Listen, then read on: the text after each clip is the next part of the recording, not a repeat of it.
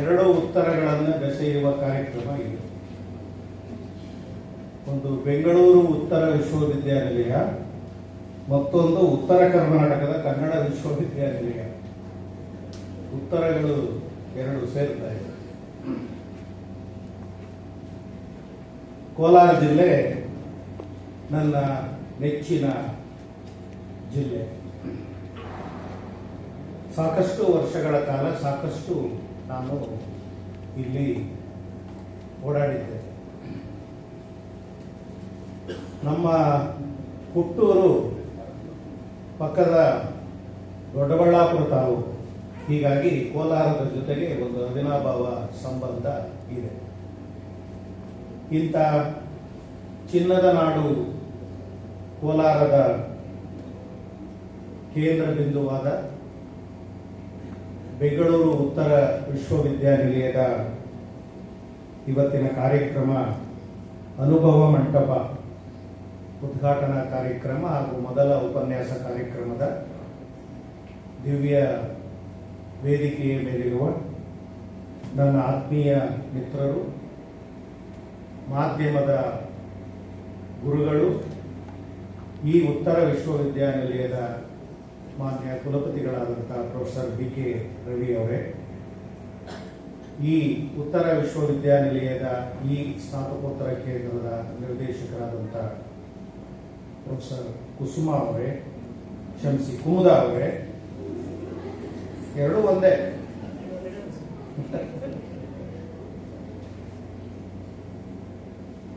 ಗೌರವ ಉಪಸ್ಥಿತಿಯನ್ನ ಹೊಂದಿರುವ ಈ ವಿಶ್ವವಿದ್ಯಾನಿಲಯದ ಮೌಲ್ಯಮಾಪನ ಕುಲಸಚಿವರಾದಂತಹ ಪ್ರೊಫೆಸರ್ ಎನ್ ಲೋಕನಾಥ್ ಅವರೇ, ಈ ವಿಶ್ವವಿದ್ಯಾನಿಲಯದ ನೋಡಲ್ ಅಧಿಕಾರಿಗಳು, PM ಉಷಾ ಸ್ಕೀಮ್ನ ನೋಡಲ್ ಅಧಿಕಾರಿಗಳು ಹಾಗೂ ಸಹ ಪ್ರಾಧ್ಯಾಪಕರಾದಂತಹ ಡಾಕ್ಟರ್ ರಮೇಶ್ MN ಅವರೇ, ಗೌರವಾನ್ವಿತ ವಿದ್ಯಾ ವಿಷಯಕ ಪರಿಷತ್ನ ಸದಸ್ಯರಾದಂತಹ ಶ್ರೀಯುತ SM ಮುನಿಸ್ವಾಮಿ ಗೌಡ ಅವರೇ, ಈ ಒಂದು ತಂಪಾದ ಸಮಯದಲ್ಲಿ ಅನುಭವ ಮಂಟಪದ ಉದ್ಘಾಟನೆಯನ್ನ ಬಹಳ ಸಂತೋಷದಿಂದ, ನಿಜವಾದ ಸಂತೋಷದಿಂದ ನಾನು ಉದ್ಘಾಟನೆಯನ್ನ ಮಾಡಿದ್ದೇನೆ.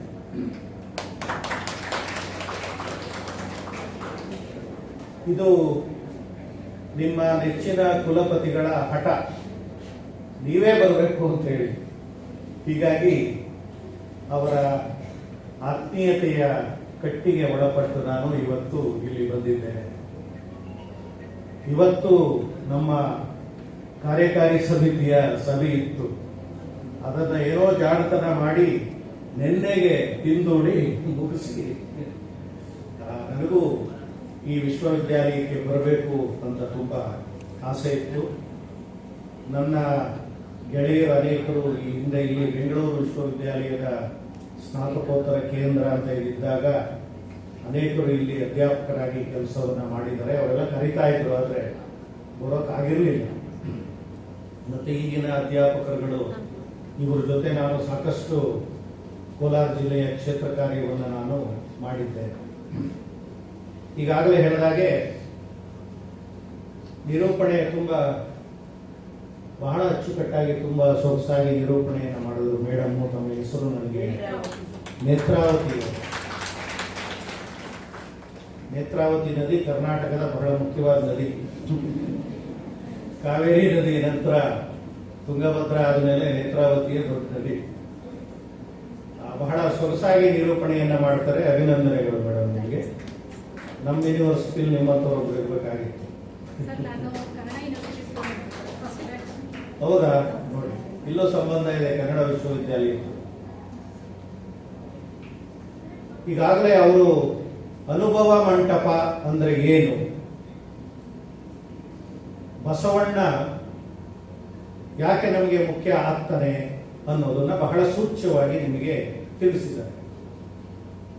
ಈ ಅನುಭವ ಮಂಟಪವನ್ನ ಉದ್ಘಾಟನೆಯನ್ನ ಮಾಡಿದ ನನಗೆ ಮತ್ತೊಂದು ಭಾಗ್ಯ ಏನು ಅಂದ್ರೆ, ಈ ಸಂದರ್ಭದಲ್ಲಿ ಮೊದಲ ಉಪನ್ಯಾಸವನ್ನ ಅನುಭವ ಮಂಟಪದ ಮಾತನ್ನ ಆಡೋದಕ್ಕೂ ಕೂಡ ಅವಕಾಶ ಮಾಡಿಕೊಟ್ಟಿದ್ದಾರೆ. ಇದು ನಿಜವಾಗಲೂ ಕೂಡ ನನಗೆ ಒಂದು ಹೆಚ್ಚಿನದಾದಂತಹ ಒಂದು ಸಂತೋಷವನ್ನು ಕೂಡ ನನಗೆ ತಂದಿದೆ. ಇದು ಎಲ್ರಿಗೂ ಸಿಗೋದಿಲ್ಲ. ಹೀಗಾಗಿ ಆ ದೃಷ್ಟಿಯಲ್ಲಿ ನಾನು ಭಾಗ್ಯವಂತ ಅಂತ ನಾನು ಭಾವಿಸಿದ್ದೇನೆ.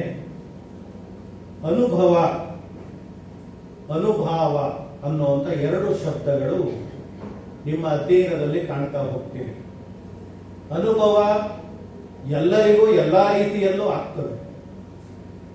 ದಿನನಿತ್ಯ ಅನುಭವಕ್ಕೆ ಒಳಗಾಗ್ತಾ ಇರ್ತೀರಿ. ಬೇರೆ ಬೇರೆ ಅನುಭವಗಳು ನಿಮಗೆ ಸೇರ್ತಾ ಹೋಗ್ತದೆ.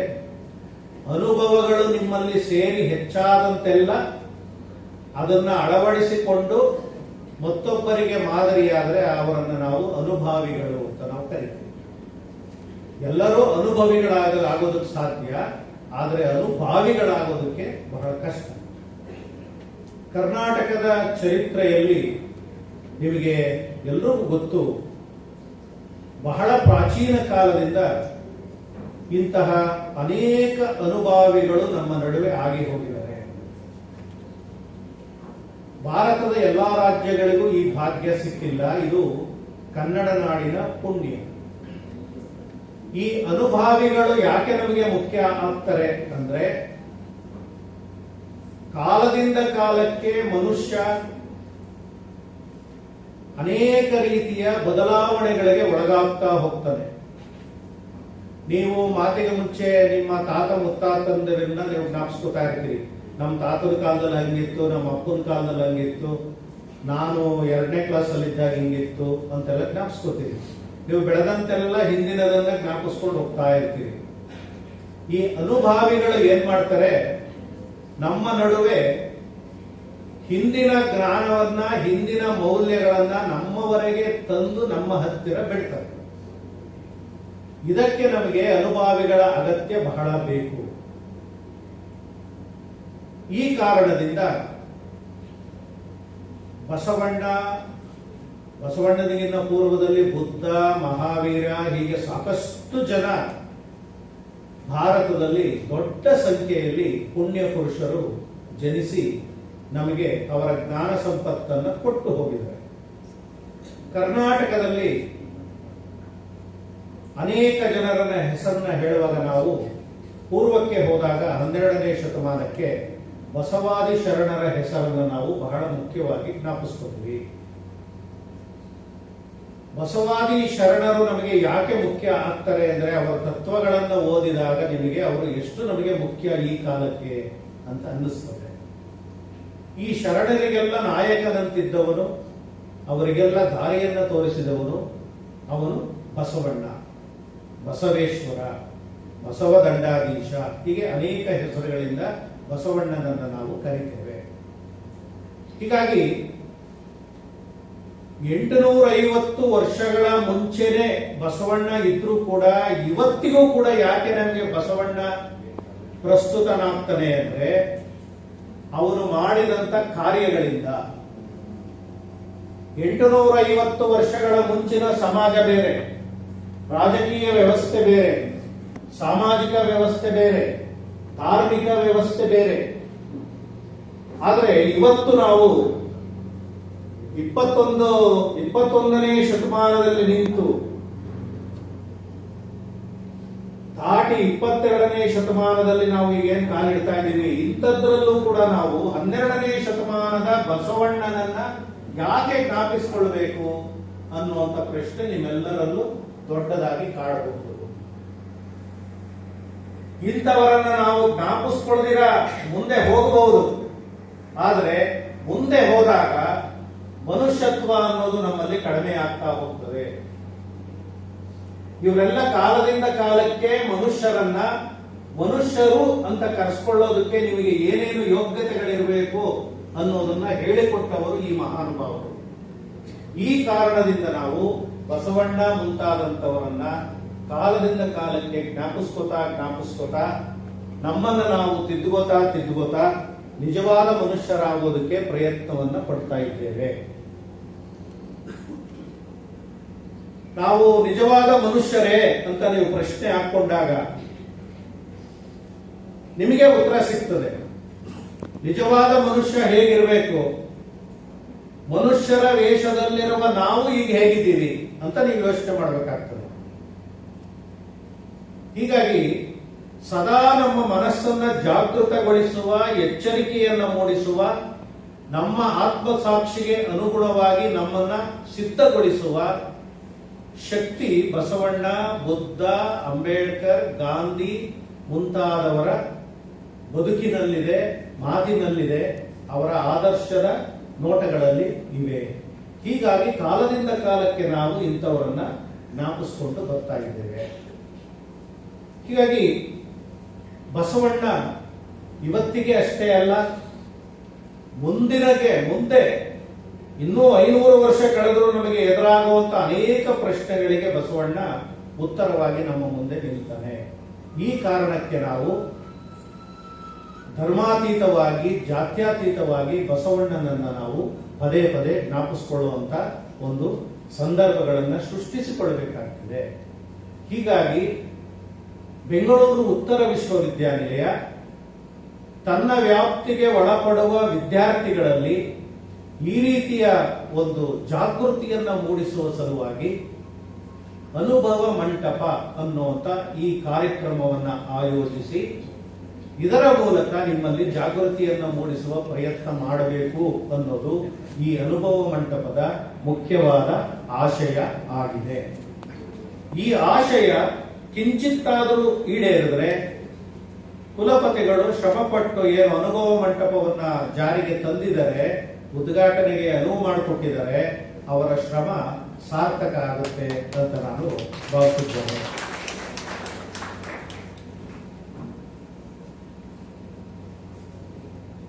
ಬರೀ ಉದ್ಘಾಟನೆ ಅಷ್ಟೇ ಅಲ್ಲ, ನೀವು ಉಪನ್ಯಾಸವನ್ನು ಮಾಡಬೇಕು ಅನ್ನುವಂತ ಒಂದು ಜವಾಬ್ದಾರಿಯನ್ನ ನನಗೆ ಕೊಟ್ಟಿದ್ದಾರೆ. ಇವರು ಉದ್ಘಾಟನೆ ಮಾಡಿ ಮಾತು ಮುಗಿಸ್ತಾರೆ ಅಂತ ನೀವು ಅಂದ್ಕೊಂಡಿದ್ರೆ ನಿಮ್ದು ಸುಳ್ಳು.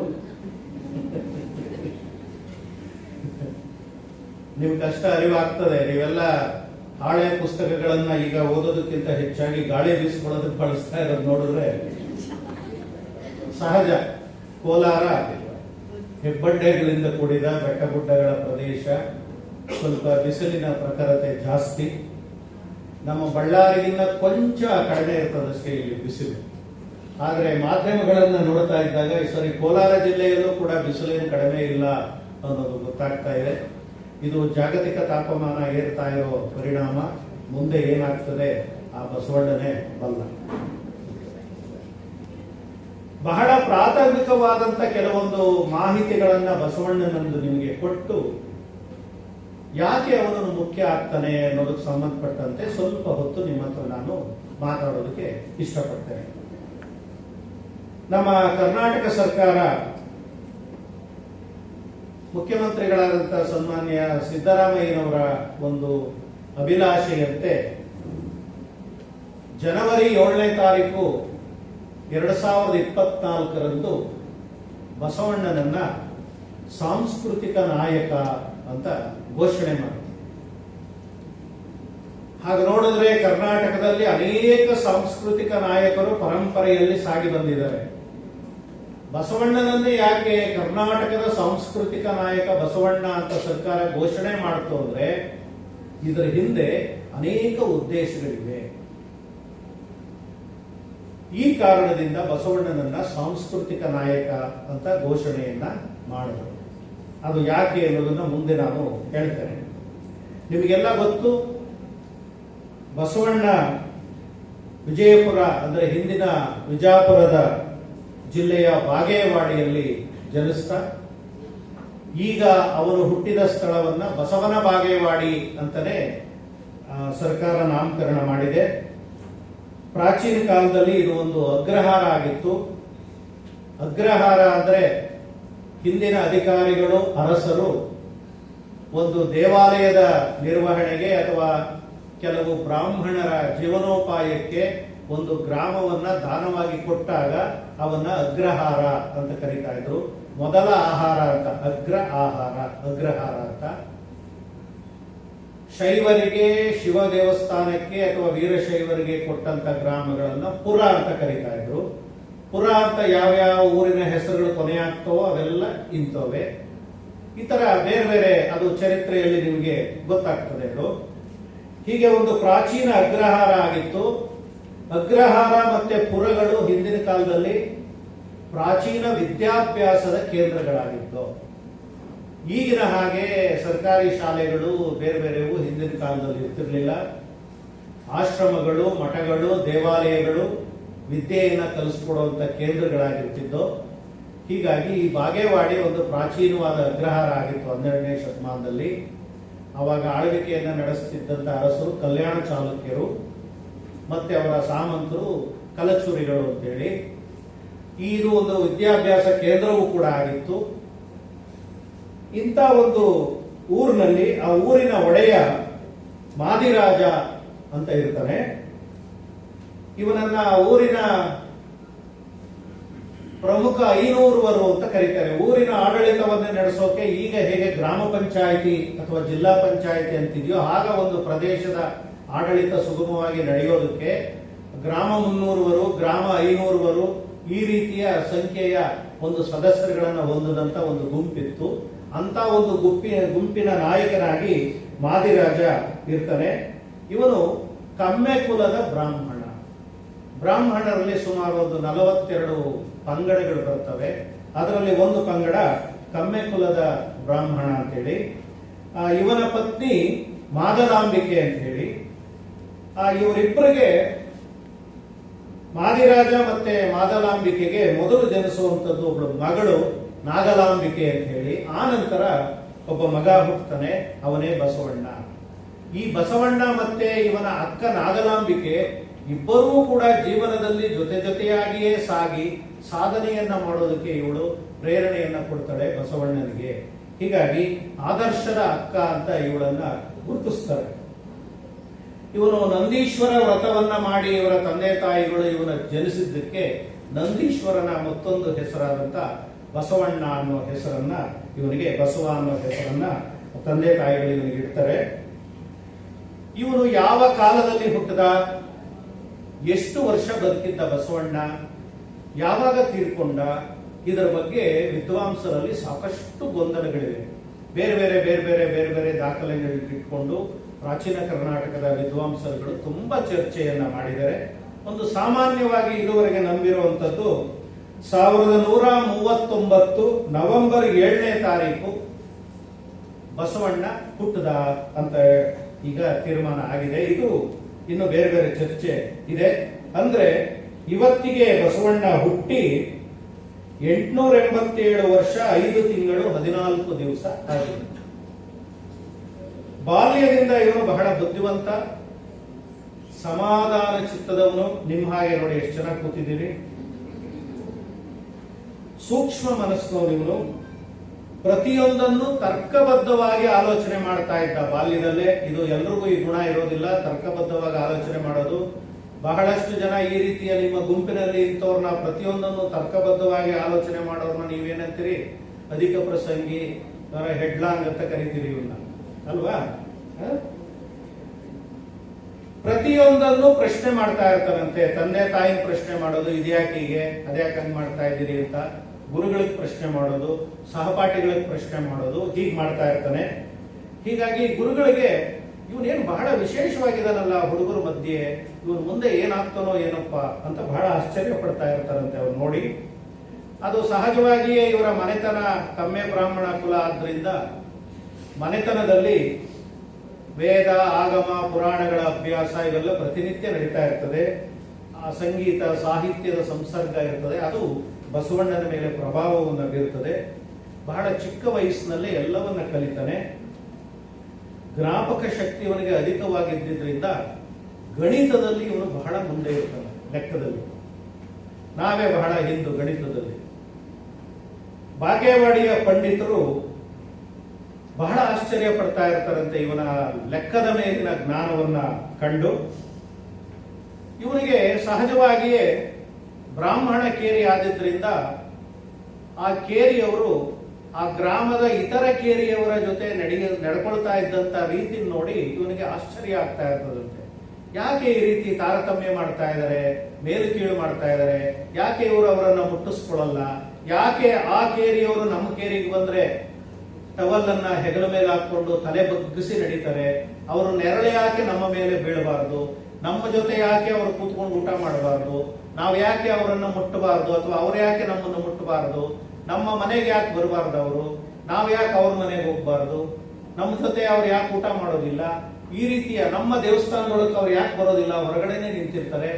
ಅವರಿಗೆ ನಮ್ಮ ತಾತ ಮುತ್ತಾತ ಏನಾದ್ರು ಪ್ರಸಾದ ಕೊಟ್ರೆ ಯಾಕೆ ಹಿಂಗೆ ಎಸಿತಾರೆ, ದೂರ ಇರುವಾಗ ಹಿಂಗೆ ಎಸಿತಾರೆ ಯಾಕೆ ಅವ್ರಿಗೆ, ಅವ್ರು ಯಾಕೆ ಬೊಗಸೆ ಹಿಡಿದ ಈ ರೀತಿ ದೀನವಾಗಿ ಬಗ್ತಾರಲ್ಲ ಪ್ರಾಣಿಗಳ ತರ ಯಾಕೆ ಅಂತ ಬಸವಣ್ಣನಿಗೆ ಬಹಳಷ್ಟು ಅನುಮಾನಗಳು ಕಾಣೋದಕ್ಕೆ ಶುರುವಾಗ್ತದೆ.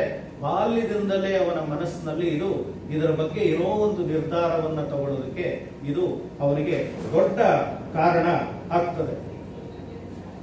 ಹೀಗಾಗಿ ತನ್ನ ಅಕ್ಕ ಮತ್ತೆ ಅಮ್ಮರನ್ನು ಕೂಡ ಹೋಲಿಸಿಕೊಂಡು ನಮ್ಮ ಮನೆಯಲ್ಲೇ ಯಾಕೆ ನಮ್ಮ ಸ್ತ್ರೀಯರಿಗೆ ಇಷ್ಟೊಂದು ಭೇದ ಭಾವ ಮಾಡ್ತಾ ಇದ್ದಾರೆ, ನಮ್ಮ ಮನೆಯ ಗಂಡಸರು ಅನ್ನೋ ತರನು ಕೂಡ ಇವನಿಗೆ ಅವೆಲ್ಲ ಕೊರತೆಗಳು ಗೊತ್ತಾಗ್ತಾ ಹೋಗ್ತದೆ. ಇವನ್ನೆಲ್ಲ ಅವನು ನನ್ನ ಮೇಲೆ ಇವೆಲ್ಲ ಘಟನೆಗಳು ಹೇಗೆ ಪ್ರಭಾವ ಬೀರಿದೆ ಅನ್ನೋದನ್ನ ತನ್ನ ಅನೇಕ ವಚನಗಳಲ್ಲಿ ಹೇಳ್ತಾ ಹೋಗ್ತಾನೆ. ಮತ್ತೆ ನಿಜವಾದ ಭಕ್ತಿ ಅಂದ್ರೆ ಏನು, ಈ ರೀತಿಯ ಆಲೋಚನೆಗಳು ಅವನಲ್ಲಿ ಶುರುವಾಗ್ತದೆ. ಈ ವೇಳೆಗಾಗಲೇ ಬಸವಣ್ಣನಿಗೆ ಅನೇಕ ಹಿರಿಯ ವಚನಕಾರರ ವಚನಗಳು ತುಂಬಾ ನೆರವಿಗೆ ಬರುತ್ತದೆ. ಜೇಡರ ದಾಸಿಮಯ್ಯ, ಶಂಕರ ದಾಸಿಮಯ್ಯ, ಕೆಂಬಾವಿ ಬೋಗಣ್ಣ, ಕೊಂಡಗುಳಿ ಕೇಶಿರಾಜ, ತೆಲುಗು ಬೊಮ್ಮಣ್ಣ, ರೇವಣ ಸಿದ್ಧ ಮುಂತಾದವರು ಈಗಾಗಲೇ ವಚನಗಳನ್ನ ಬರೆದು ಈ ರೀತಿಯ ಸಮಾಜದ ಮೇಲುಕೀಳನ್ನ ತಾರತಮ್ಯವನ್ನ ಪ್ರಶ್ನೆ ಮಾಡುವ ವಿಧಾನ ಬಸವಣ್ಣನಿಗೆ ಪ್ರೇರೇಪಣೆಯನ್ನ ನೀಡುತ್ತದೆ. ಯೋಚನೆ ಮಾಡಿ ಬಸವಣ್ಣ ಒಂದು ನಿರ್ಧಾರಕ್ಕೆ ಬರ್ತಾನೆ. ಆ ನಿರ್ಧಾರ ಪ್ರಕಟ ಆಗೋದಕ್ಕೆ ಒಂದು ಸುಸಮಯ ಬರ್ತದೆ ಅವನ ಮನೆಯಲ್ಲಿ. ಏನು ಅಂದ್ರೆ ಬಸವಣ್ಣನಿಗೆ ಅವನು ಸಹಜವಾಗಿ ಬ್ರಾಹ್ಮಣನಾದ್ರಿಂದ ಅವನ ಕುಟುಂಬದ ಸಂಪ್ರದಾಯದಂತೆ ಉಪನಯನ ಮಾಡೋದಕ್ಕೆ ಹೊರಡ್ತಾರೆ. ಉಪನಯನ ಮಾಡೋದಕ್ಕೆ ತೊಡಗಿದಾಗ ಇವನೇನ್ ಮಾಡ್ತಾನೆ, ಅದನ್ನ ನಿರಾಕರಿಸಿ ನಾನು ಹುಟ್ಟಿದ ಸಮಯದಲ್ಲೇ ನನಗೆ ಗುರುಗಳು ಬಂದು ನನಗೆ ದೀಕ್ಷೆಯನ್ನ ಕೊಟ್ಟಿದ್ದಾರೆ, ಈಗ ನಾನು ನಿಮ್ಮ ಯಜ್ಞೋಪವೀತವನ್ನ ನಾನು ಹಾಕೊಳ್ಳೋದಿಲ್ಲ, ನಿಮ್ಮ ಧರ್ಮಕ್ಕೆ ನಾನು ಸಿಲುಕೋದಿಲ್ಲ, ನಾನು ವಿಶಾಲವಾದ ಪ್ರಪಂಚವನ್ನು ನೋಡ್ಬೇಕು ನಾನು ಅಂತ ಏನ್ ಮಾಡ್ತಾನೆ, ಮನೆಯನ್ನ ಬಿಟ್ಟು ಹೊರಡ್ತಾನೆ. ಬೇರೆ ದಾರಿ ಹುಡುಕ್ತೀನಿ ನಾನು ಬೇರೆದು ಅಂತ ಹೊರಡ್ತಾನೆ. ಹೀಗೆ ಹೊರಟಂತ ಬಸವಣ್ಣ ತನ್ನ ಮುತ್ತಜ್ಜಿ ಮನೆಗೆ ಬಂದು ಕೆಲವು ಕಾಲ ಉಳ್ಕೋತಾನೆ.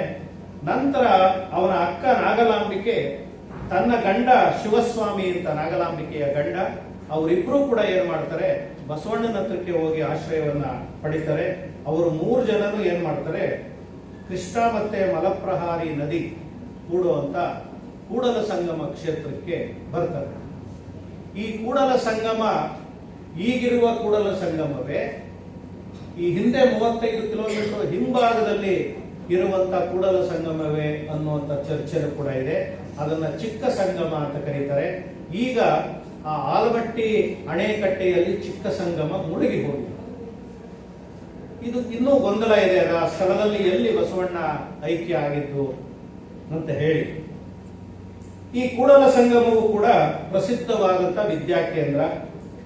ನಿಮಗೆಲ್ಲ ಗೊತ್ತು, ಕರ್ನಾಟಕದ ಸಾಂಸ್ಕೃತಿಕ ಚರಿತ್ರೆಯನ್ನು ನೋಡಿದ್ರೆ 2 ನದಿಗಳು 3 ನದಿಗಳು ಕೂಡುವ ಸ್ಥಳ ಬಹಳ ಪುಣ್ಯ ಸ್ಥಳ ಅಂತ ಎಲ್ಲರೂ ಕೂಡ ಗುರುತಿಸ್ತಾರೆ. ಮತ್ತೆ ಯಾವ ನದಿ ಎಡದಿಂದ ಬಲಕ್ಕೆ ತಿರುಗುತ್ತದೋ ಅದು ಕೂಡ ಬಹಳ ಪುಣ್ಯ ಸ್ಥಳ ಅಂತಲೂ ಕೂಡ ನಾವೆಲ್ಲ ಭಾವಿಸಿದ್ದೇವೆ. ಹೀಗಾಗಿ ಈ ಕೃಷ್ಣ ಮತ್ತೆ ಮಲಪ್ರಹಾರಿ ಅಂತ ಕರೀತಾರೆ. ಅಂದ್ರೆ ಹೊಳೆಯನ್ನ ತೊಳೆಯುವುದು ಅಂತ ಮಲಪ್ರಹಾರಿ ಅಂದ್ರೆ ಅದು ಕೂಡ ಒಂದು ಪ್ರಸಿದ್ಧ ವಿದ್ಯಾಕೇಂದ್ರ ಆಗಿರುತ್ತೆ. ಇದನ್ನ ಶಾಸನಗಳು ಆದಿ ಬ್ರಹ್ಮಪುರಿ ಅಂತ ಕರೆದಿವೆ. ಅಲ್ಲಿನ ಅನೇಕ ಗುರುಗಳು ಮತ್ತೆ ಬೇರೆ ಬೇರೆಯವರನ್ನೆಲ್ಲ ಪರಿಚಯ ಮಾಡಿಕೊಂಡು ಬಸವಣ್ಣ ಇನ್ನೂ ಹೆಚ್ಚಿನ ವಿದ್ಯಾಭ್ಯಾಸವನ್ನ ಮಾಡ್ತಾನೆ. ಅದರ ಜೊತೆಗೆ ತನ್ನ ಜ್ಞಾನವನ್ನ ಹೆಚ್ಚಿಸ್ಕೊತಾನೆ. ಈ ಸಮಯಕ್ಕೆ ಅವರಿಗೆ ಒಂದು ಸ್ಪಷ್ಟವಾಗಿ ಗೊತ್ತಾಗ್ತದೆ, ನಾವು ಧರ್ಮದ ಹೆಸರಲ್ಲಿ ಎಷ್ಟು ಅನ್ಯಾಯ ಮಾಡ್ತಾ ಇದ್ದೇವೆ, ಬೇರೆಯವರನ್ನ ಶೋಷಣೆ ಮಾಡ್ತಾ ಇದ್ದೇವೆ ಅನ್ನೋ ಅರಿವು ಅವನಿಗೆ ಬರ್ತದೆ. ದೇವರ ಹೆಸರಲ್ಲಿ ನಡೀತಾ ಇದ್ದಂತ ಮೂಢನಂಬಿಕೆ, ಬಡವರ ಮೇಲೆ ನಡೀತಾ ಇದ್ದಂತ ದಬ್ಬಾಳಿಕೆ, ಇವುಗಳಿಗೆಲ್ಲ ಏನ್ ಮಾಡ್ತಾನೆ, ಒಂದು ರೂಪವಾಗಿ ಅವನು ಯಾಕೆ ನಾನು ಇಷ್ಟಲಿಂಗದ ಪರಿಕಲ್ಪನೆಯನ್ನ ತರಬಾರದು ಜನರಲ್ಲಿ ಎನ್ನುವಂತ ಒಂದು ಆಲೋಚನೆಯನ್ನ ಮಾಡ್ತಾನೆ. ನೋಡಿ, ಈ ಇಷ್ಟಲಿಂಗದ ಪರಿಕಲ್ಪನೆ ದೇವರ ಒಂದು ಪರಿಕಲ್ಪನೆಯಲ್ಲಿ ಎಷ್ಟು ಕ್ರಾಂತಿಕಾರಕವಾದ್ದು ಅಂತ ನೀವು ತಿಳ್ಕೋಬೇಕು. ನಾವು ದೇವಾಲಯಗಳಿಗೆ ಹೋದ್ರೆ ತಾನೇ ನಮಗೆ ಶೋಷಣೆ, ನಮಗೆ ಪ್ರವೇಶ ಇಲ್ಲ. ಹೀಗಾಗಿ ನಮ್ಮ ದೇಹವೇ ದೇಗುಲ, ನಾವೇ ದೇವರು, ನಮ್ಮ ಆತ್ಮವೇ ದೇವರು, ನಿನ್ನ ಕೈಯಲ್ಲೇ ಭಗವಂತ ಇರ್ತಾನೆ ಅಂತ ಹೇಳಿ ನಿರಾಕಾರ ಸ್ವರೂಪಿಯಾದಂತ ಇಷ್ಟಲಿಂಗದ ಪರಿಕಲ್ಪನೆಯನ್ನ ಬಸವಣ್ಣ ತರ್ತಾನೆ. ಇದರಿಂದ ಯಾರು ಇಷ್ಟಲಿಂಗಿಗಳಾಗ್ತಾರೆ ಅವರು ಯಾವ ದೇವಸ್ಥಾನಕ್ಕೆ ಹೋಗೋ ಅಗತ್ಯ ಇಲ್ಲ. ಅವರ ದೇಹವೇ ದೇವಾಲಯ, ಶಿರವನ್ನ ಕಳಸವಯ್ಯ. ನೋಡಿ, ಈ ಪರಿಕಲ್ಪನೆಯಿಂದ ಧರ್ಮದ ಮೇಲಿನ ತಿಳುವಳಿಕೆಯೇ ಬದಲಾಗ್ತಾ ಹೋಯಿತು. ಇದು ಸಂಪ್ರದಾಯವಾದಿಗಳ ಕಣ್ಣು ಚುಚ್ಚೋದಕ್ಕೆ ಪ್ರಾರಂಭ ಆಯಿತು, ಹೊಟ್ಟೆ ಉರಿ ಪ್ರಾರಂಭ ಆಯಿತು ಬಸವಣ್ಣನ ಮೇಲೆ. ಏನ್ ಈ ರೀತಿ ಮಾಡ್ಬಿಟ್ನಲ್ಲ ಇವನು, ಎಲ್ಲ ದೇವಸ್ಥಾನಕ್ಕೆ ಬಂದ್ರೆ ತಾನೇ ನಮಗೆ ಆದಾಯ, ಅವ್ರ ಮನೆಯಲ್ಲಿ ಹಸು ಮೊದಲು ಕರು ಹಾಕಿದ್ರೆ ನಮಗೆ ಗಿಣ್ಣ ತಂದು ಕೊಡ್ಬೇಕು, ಅವರ ಹಿತ್ತಲಲ್ಲಿ ಕುಂಬಳಕಾಯಿ ಬಿಟ್ರೆ ಮೊದಲು ನಮಗ್ ತಂದು ಕೊಡ್ಬೇಕು, ಅವ್ರು ಬೆಳೆದಿದ್ದ ಬೆಳೆ ಒಳಗೆ ಇಷ್ಟು ಪಾಲು ಅಂತ ದೇವಸ್ಥಾನಕ್ಕೆ ಕೊಡ್ಬೇಕು, ತುಪ್ಪ ಕೊಡಬೇಕು, ಎಣ್ಣೆ ಕೊಡಬೇಕು, ಅದೆಲ್ಲ ನಿಂತು ಹೋಗ್ತಾ ಇದೆಯಲ್ಲ ಇದರಿಂದ ಅಂತ ಹೇಳಿ ಪುರೋಹಿತಶಾಹಿಗಳು ಮತ್ತೆ ಸಂಪ್ರದಾಯವಾದಿಗಳು ಬಸವಣ್ಣನವರ ವಿರುದ್ಧ ಒಂದು ತಂತ್ರವನ್ನ ಮಾಡೋದಕ್ಕೆ ಪ್ರಾರಂಭ ಮಾಡಿದರು. ನೋಡಿ, ಬಸವಣ್ಣನ ಕೇಳಿಸ್ತು, ವಿದ್ಯುತ್ ಕಳಿಸ್ತಾರೆ.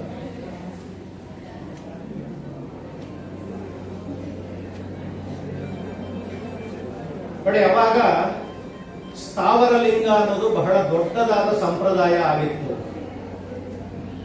ವೈಷ್ಣವರು ವಿಷ್ಣುವಿನ ಆರಾಧನೆ ಮಾಡ್ತಾ ಇದ್ರು, ಶೈವರು ಶಿವಲಿಂಗಗಳ ಆರಾಧನೆಯನ್ನ ಮಾಡ್ತಾ ಇದ್ರು. ಹೀಗಾಗಿ ಎಲ್ಲೂ ನೀವು ಹೋಗಬೇಡಿ, ನಿಮ್ಮ ಅಂಗೈಯಲ್ಲೇ ದೇವರ ಸ್ವರೂಪವನ್ನ ಕಾಣಬಹುದು ಅಂತ ಹೇಳಿ ಇಷ್ಟಲಿಂಗದ ಪರಿಕಲ್ಪನೆಯನ್ನ ಬಸವಣ್ಣ ತಂದು ಕೊಟ್ಟ. ಇದು 12ನೇ ಶತಮಾನದಲ್ಲಿ ದೇವರ ಬಗ್ಗೆ ಮೂಡಿಸ್ತಂತ, ಧರ್ಮದ ಬಗ್ಗೆ ಮೂಡಿಸ್ತಂತ ಅತಿ ದೊಡ್ಡ ಜಾಗೃತಿ. ಇಡೀ ವಿಶ್ವದಲ್ಲಿ ಯಾರೂ ಈ ಜಾಗೃತಿಯನ್ನ ಮೂಡಿಸಿರ್ಲಿಲ್ಲ. ಹೀಗಾಗಿಯೇ ಬಸವಣ್ಣನನ್ನ ಸಾಂಸ್ಕೃತಿಕ ನಾಯಕ ಅಂತ ಘೋಷಣೆ ಮಾಡೋದಕ್ಕೆ ಇದು ಕೂಡ ಒಂದು ಪ್ರಬಲ ಕಾರಣ ಆಗಿದೆ. ಹೊಸ ದಾರಿ ಹೇಳಿಕೊಟ್ಟ ಜನಗಳಿಗೆ. ಇದು ಎಷ್ಟು ಆಕರ್ಷಿತರಾದ ಜನರು, ಎಷ್ಟು ಸಂತೋಷ ಪಟ್ಟರು ಅಂದ್ರೆ, ಗುಜರಾತ್, ಕಳಿಂಗ, ದೆಹಲಿ, ಅಲ್ಲಿಂದ ಜನಗಳು ಕಲ್ಯಾಣದ ಕಡೆಗೆ ಬರೋದಕ್ಕೆ ಪ್ರಾರಂಭ ಆದ್ರು. ಅದು ಇನ್ನು ಮುಂದೆ ಹೇಳ್ತೀನಿ ನಾನು. ಈಗ ಇನ್ನು ಕೂಡಲ ಸಂಗಮದಲ್ಲೇ ಇವರಿಗೆ ಇಷ್ಟಲಿಂಗದ ಪರಿಕಲ್ಪನೆ ಹೊಳಿತು. ಇದಕ್ಕೆ ಜಾತವೇದ ಮುನಿಗಳು ಅನ್ನೋರು, ಕಪ್ಪಡಿ ಲಿಂಗ ಸ್ವಾಮಿಗಳು ಅನ್ನೋರು ಇವರಿಗೆ ಹೆಚ್ಚು ಮಾರ್ಗದರ್ಶನವನ್ನ ನೀಡಿ ಪ್ರೋತ್ಸಾಹವನ್ನ ಕೊಟ್ಟರು. ಹೀಗಾಗಿ ಬಸವಣ್ಣ ಹೊಸ ದಾರಿಯನ್ನ ಹುಡುಕಿ ಒಂದು ರೀತಿ ಕರ್ನಾಟಕದ ವಿಚಾರವಂತನಾಗಿ ಬೆಳೆದ, ಸಮಾಜ ಸುಧಾರಕನಾಗಿ ಬೆಳೆದ, ಧರ್ಮ ಸುಧಾರಕನಾಗಿ ಅವನು ಬೆಳೆದ. ಪ್ರತಿ ದಿವಸ ಏನೇನು ಮಾಡೋನು, ಚರ್ಚೆಗಳು, ವಿಚಾರಗೋಷ್ಠಿಗಳು, ಉಪನ್ಯಾಸಗಳನ್ನ ಏರ್ಪಡಿಸೋನು ಧರ್ಮದ ಬಗ್ಗೆ, ಸಮಾಜ ಸುಧಾರಣೆಯ ಬಗ್ಗೆ. ಇಂಥ ವಿಚಾರಗೋಷ್ಠಿ, ಉಪನ್ಯಾಸ, ಚರ್ಚೆಗಳನ್ನ ಏರ್ಪಡಿಸಿದಂತ ಸ್ಥಳಕ್ಕೆ ಅನುಭವ ಮಂಟಪ ಅಂತ ಬಸವಣ್ಣ ಕರೀತಾ ಇದ್ದ. ಹೀಗಾಗಿಯೇ ಆ ಅನುಭವ ಮಂಟಪ ಈ ಕಾಲದಲ್ಲೂ ಬೇಕು ಅಂತ ಹೇಳಿ ಈಗಲೂ ಕೂಡ ಅನೇಕ ಕಡೆ ಅನುಭವ ಮಂಟಪ ಅನ್ನೋದನ್ನ ಜಾರಿಗೆ ತರ್ತಾ ಇದ್ದಾರೆ. ಇದು ಬಹಳ ಬೇಗ ಪ್ರಸಿದ್ಧ ಆಗೋದ ಬಸವಣ್ಣ ಇಷ್ಟಲಿಂಗದ ಪರಿಕಲ್ಪನೆಯಿಂದ. ಸಹಜವಾಗಿಯೇ ಬಿಜ್ಜಳನ ಆಸ್ಥಾನದಲ್ಲಿದ್ದಂತ, ಅಂದ್ರೆ ಕಲ್ಯಾಣ ಚಾಲುಕ್ಯರ ಕೈ ಕೆಳಗೆ ಒಬ್ಬ ಅರಸನಾಗಿದ್ದಂತ ಬಿಜ್ಜಳ, ಅವನ ಆಸ್ಥಾನದಲ್ಲಿದ್ದಂತ ಬಲದೇವ ಅನ್ನೋನು ಬಸವಣ್ಣನ ಸಂಬಂಧಿ ಆಗಬೇಕು. ಅವನು ಬಸವಣ್ಣನ ಈ ಒಂದು ಕಾರ್ಯಕ್ಕೆ ಮನಸೋತು ತನ್ನ ಮಗಳಾದಂತ ನೀಲಾಂಬಿಕೆಯನ್ನ, ಕ್ಷಮಿಸಿ, ಗಂಗಾಂಬಿಕೆಯನ್ನ ಕೊಟ್ಟು ಮದುವೆಯನ್ನ ಮಾಡ್ತಾನೆ. ಹೀಗಾಗಿ ಇವನೇನ್ ಮಾಡ್ತಾನೆ, ಮದುವೆ ಆದ್ಮೇಲೆ ಎಲ್ಲ ವಿದ್ಯಾಭ್ಯಾಸ ಮುಗಿದ ಮೇಲೆ ಜೀವನ ನಡೆಸೋದಕ್ಕೆ ದಾರಿಗೋಸ್ಕರ ಏನ್ ಮಾಡ್ತಾನೆ, ಬಿಜ್ಜಳನ ಆಸ್ಥಾನಕ್ಕೆ ಉದ್ಯೋಗವನ್ನ ಅರಸಿ ಹೋಗ್ತಾನೆ. 1154ರಲ್ಲಿ ಇವನು ಬಿಜ್ಜಳನ ರಾಜಧಾನಿಯಾದಂತ ಕಲ್ಯಾಣಕ್ಕೆ ಬಂದ ಅಂತ ಹೇಳ್ತಾರೆ. ಆ ಕಲ್ಯಾಣಕ್ಕೆ ಬರೋಕ್ಕಿಂತ ಮುಂಚೆ ಮಂಗಳವೇಳೆ ಬಿಜ್ಜಳನ ರಾಜಧಾನಿ ಆಗಿರ್ತದೆ. ಕೊನೆಗೆ ಚಕ್ರವರ್ತಿಯ ಆಶ್ರಯಕ್ಕೆ ಬರ್ತಾನೆ ಇವನು.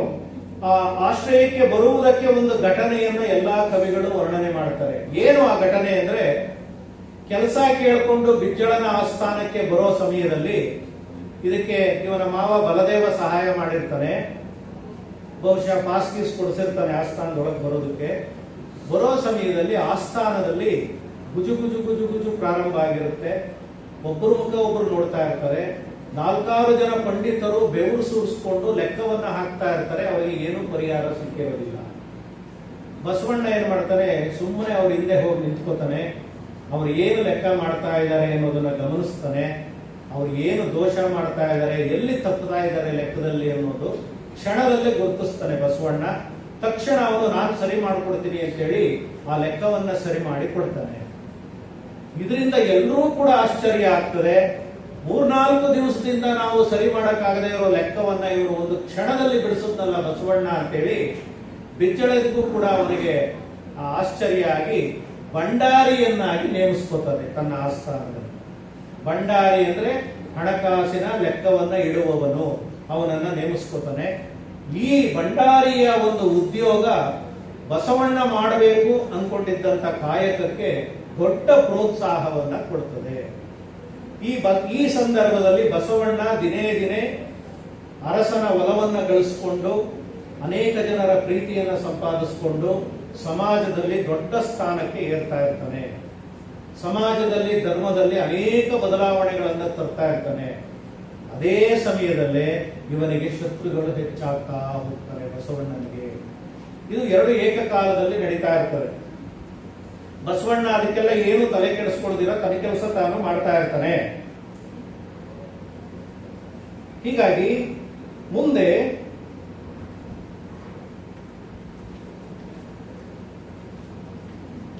ತನ್ನ ಪ್ರಾಮಾಣಿಕತೆ ಮತ್ತೆ ಬುದ್ಧಿಶಕ್ತಿಯಿಂದ ಆ ಇಡೀ ಅವನ ಭಂಡಾರ ಹೆಚ್ಚು ಖರ್ಚಾಗ್ತಿದ್ದನ್ನು ತಡೆದು ಕೂಡುವುದಕ್ಕೆ ಹೆಚ್ಚಾಗ್ತಾ ಹೋಗ್ತದೆ. ಹಣ ಹೆಚ್ಚು ಶೇಖರಣೆ ಆಗ್ತಾ ಹೋಗ್ತದೆ. ಅರಸರಿಗೆ ಹಣ ಅಂದ್ರೆ ಅತಿ ಆಸೆ ಅಲ್ವಾ. ಹೀಗಾಗಿ ಬಸವಣ್ಣನ ಮೇಲೆ ಪ್ರೀತಿ ಹೆಚ್ಚಾಗುತ್ತೆ. ಬಿಜ್ಜಳನಿಗೆ ಆತ್ಮೀಯ ಸ್ನೇಹಿತ ಆಗೋದಕ್ಕೆ ಇದೇ ಕಾರಣ. ಹೀಗಾಗಿ ಸಂಪೂರ್ಣ ಸ್ವಾತಂತ್ರ್ಯ ಕೊಡ್ತಾನೆ ಬಸವಣ್ಣನಿಗೆ. ಯಾರು ಬಂದು ಅರಸನಿಗೆ ಚಾಡಿ ಹೇಳಿದ್ರು ಕೂಡ ಬಸವಣ್ಣನ ವಿರುದ್ಧ ಹೆಚ್ಚು ತಲೆ ಕೆಡಿಸ್ಕೊಳ್ದಿರ ಬಸವಣ್ಣನಿಗೆ ಪ್ರೋತ್ಸಾಹ ಕೊಡ್ತಾ ಹೋಗ್ತಾನೆ. ಸರಿ, ಈ ಭಂಡಾರದ ಹಿರಿಯ ಮಂತ್ರಿ ಸಿದ್ದರಸ ಅಂತಿರೋನು ಏನ್ ಮಾಡ್ತಾನೆ, ಬಸವಣ್ಣನ ಬುದ್ಧಿಶಕ್ತಿಗೆ ಮನಸೋತು ತನ್ನ ಮಗಳು ನೀಲಾಂಬಿಕೆಯನ್ನ ಬಸವಣ್ಣನಿಗೆ ಕೊಡ್ತಾನೆ. ಬಸವಣ್ಣನಿಗೆ 2ನೇ ಹೆಂಡತಿಯಾಗಿ ನೀಲಾಂಬಿಕೆ, ನೀಲಲೋಚನೆ ಅನ್ನೋಳು ಬರ್ತಾರೆ. ಆ ಕಾಲದಲ್ಲಿ 2 ಮದುವೆ, 3 ಮದುವೆ, 4 ಮದುವೆ ಸಾಮಾನ್ಯ. ಈಗೇನಾದ್ರು 2 ಮದುವೆ ಆದರೆ ಪೊಲೀಸರು ಬಂಧಿಸ್ತಾರೆ. ಹಿಂದೆ ಅದು ಸಾಮಾನ್ಯ. ರಾಜ ಬಹುಪತ್ನಿ ವಲ್ಲಭ ಅನ್ನುವಂತ ಗಾದೆನೇ ಇದೆ. ಹೀಗಾಗಿ ಅಷ್ಟರಲ್ಲಿ ಬಿಜ್ಜಳ ತನ್ನ ರಾಜಧಾನಿಯನ್ನ 1156ರಲ್ಲಿ ಮಂಗಳ ವೇಳೆಯಿಂದ ಕಲ್ಯಾಣಕ್ಕೆ ಬದಲಾಯಿಸ್ತಾನೆ. ಕಲ್ಯಾಣ ಒಂದು ರೀತಿ ಬಸವಣ್ಣನ ದೊಡ್ಡ ಕಾರ್ಯಕ್ಷೇತ್ರವಾಗಿ ಪರಿವರ್ತನೆ ಆಗ್ತದೆ. ಹೀಗಾಗಿ ಅದನ್ನ ಮುಂದೆ ಬಸವ ಕಲ್ಯಾಣ ಅಂತಾನೆ ಗುರುಸೋದಕ್ಕೆ ಕಾರಣ ಆಗುತ್ತೆ. ಭಂಡಾರಿ ಆಗ್ತಾನೆ, ಕೊನೆಗೆ ಮಹಾಮಂತ್ರಿ ಆಗ್ತಾನೆ, ದಂಡಾಧೀಶನು ಕೂಡ ಆಗಿ ಬಸವಣ್ಣ ಉನ್ನತವಾದಂತ ಅಧಿಕಾರಕ್ಕೆ ಹೋಗ್ತಾನೆ. ಈ ಸಮಯದಲ್ಲಿ ಬಸವಣ್ಣನ ಕೀರ್ತಿ ಇಡೀ ಭಾರತದಾದ್ಯಂತ ಹರಡಿದಾಗ ಅವನನ್ನು ನೋಡಬೇಕು, ಅವನ ಹತ್ರ ನಾವು ಆ ಧರ್ಮವನ್ನ ಸ್ವೀಕರಿಸಬೇಕು ಅಂತೇಳಿ ಇಡೀ ಭಾರತದಿಂದ ಲಕ್ಷಾಂತರ ಜನ ಬರ್ತಾರೆ.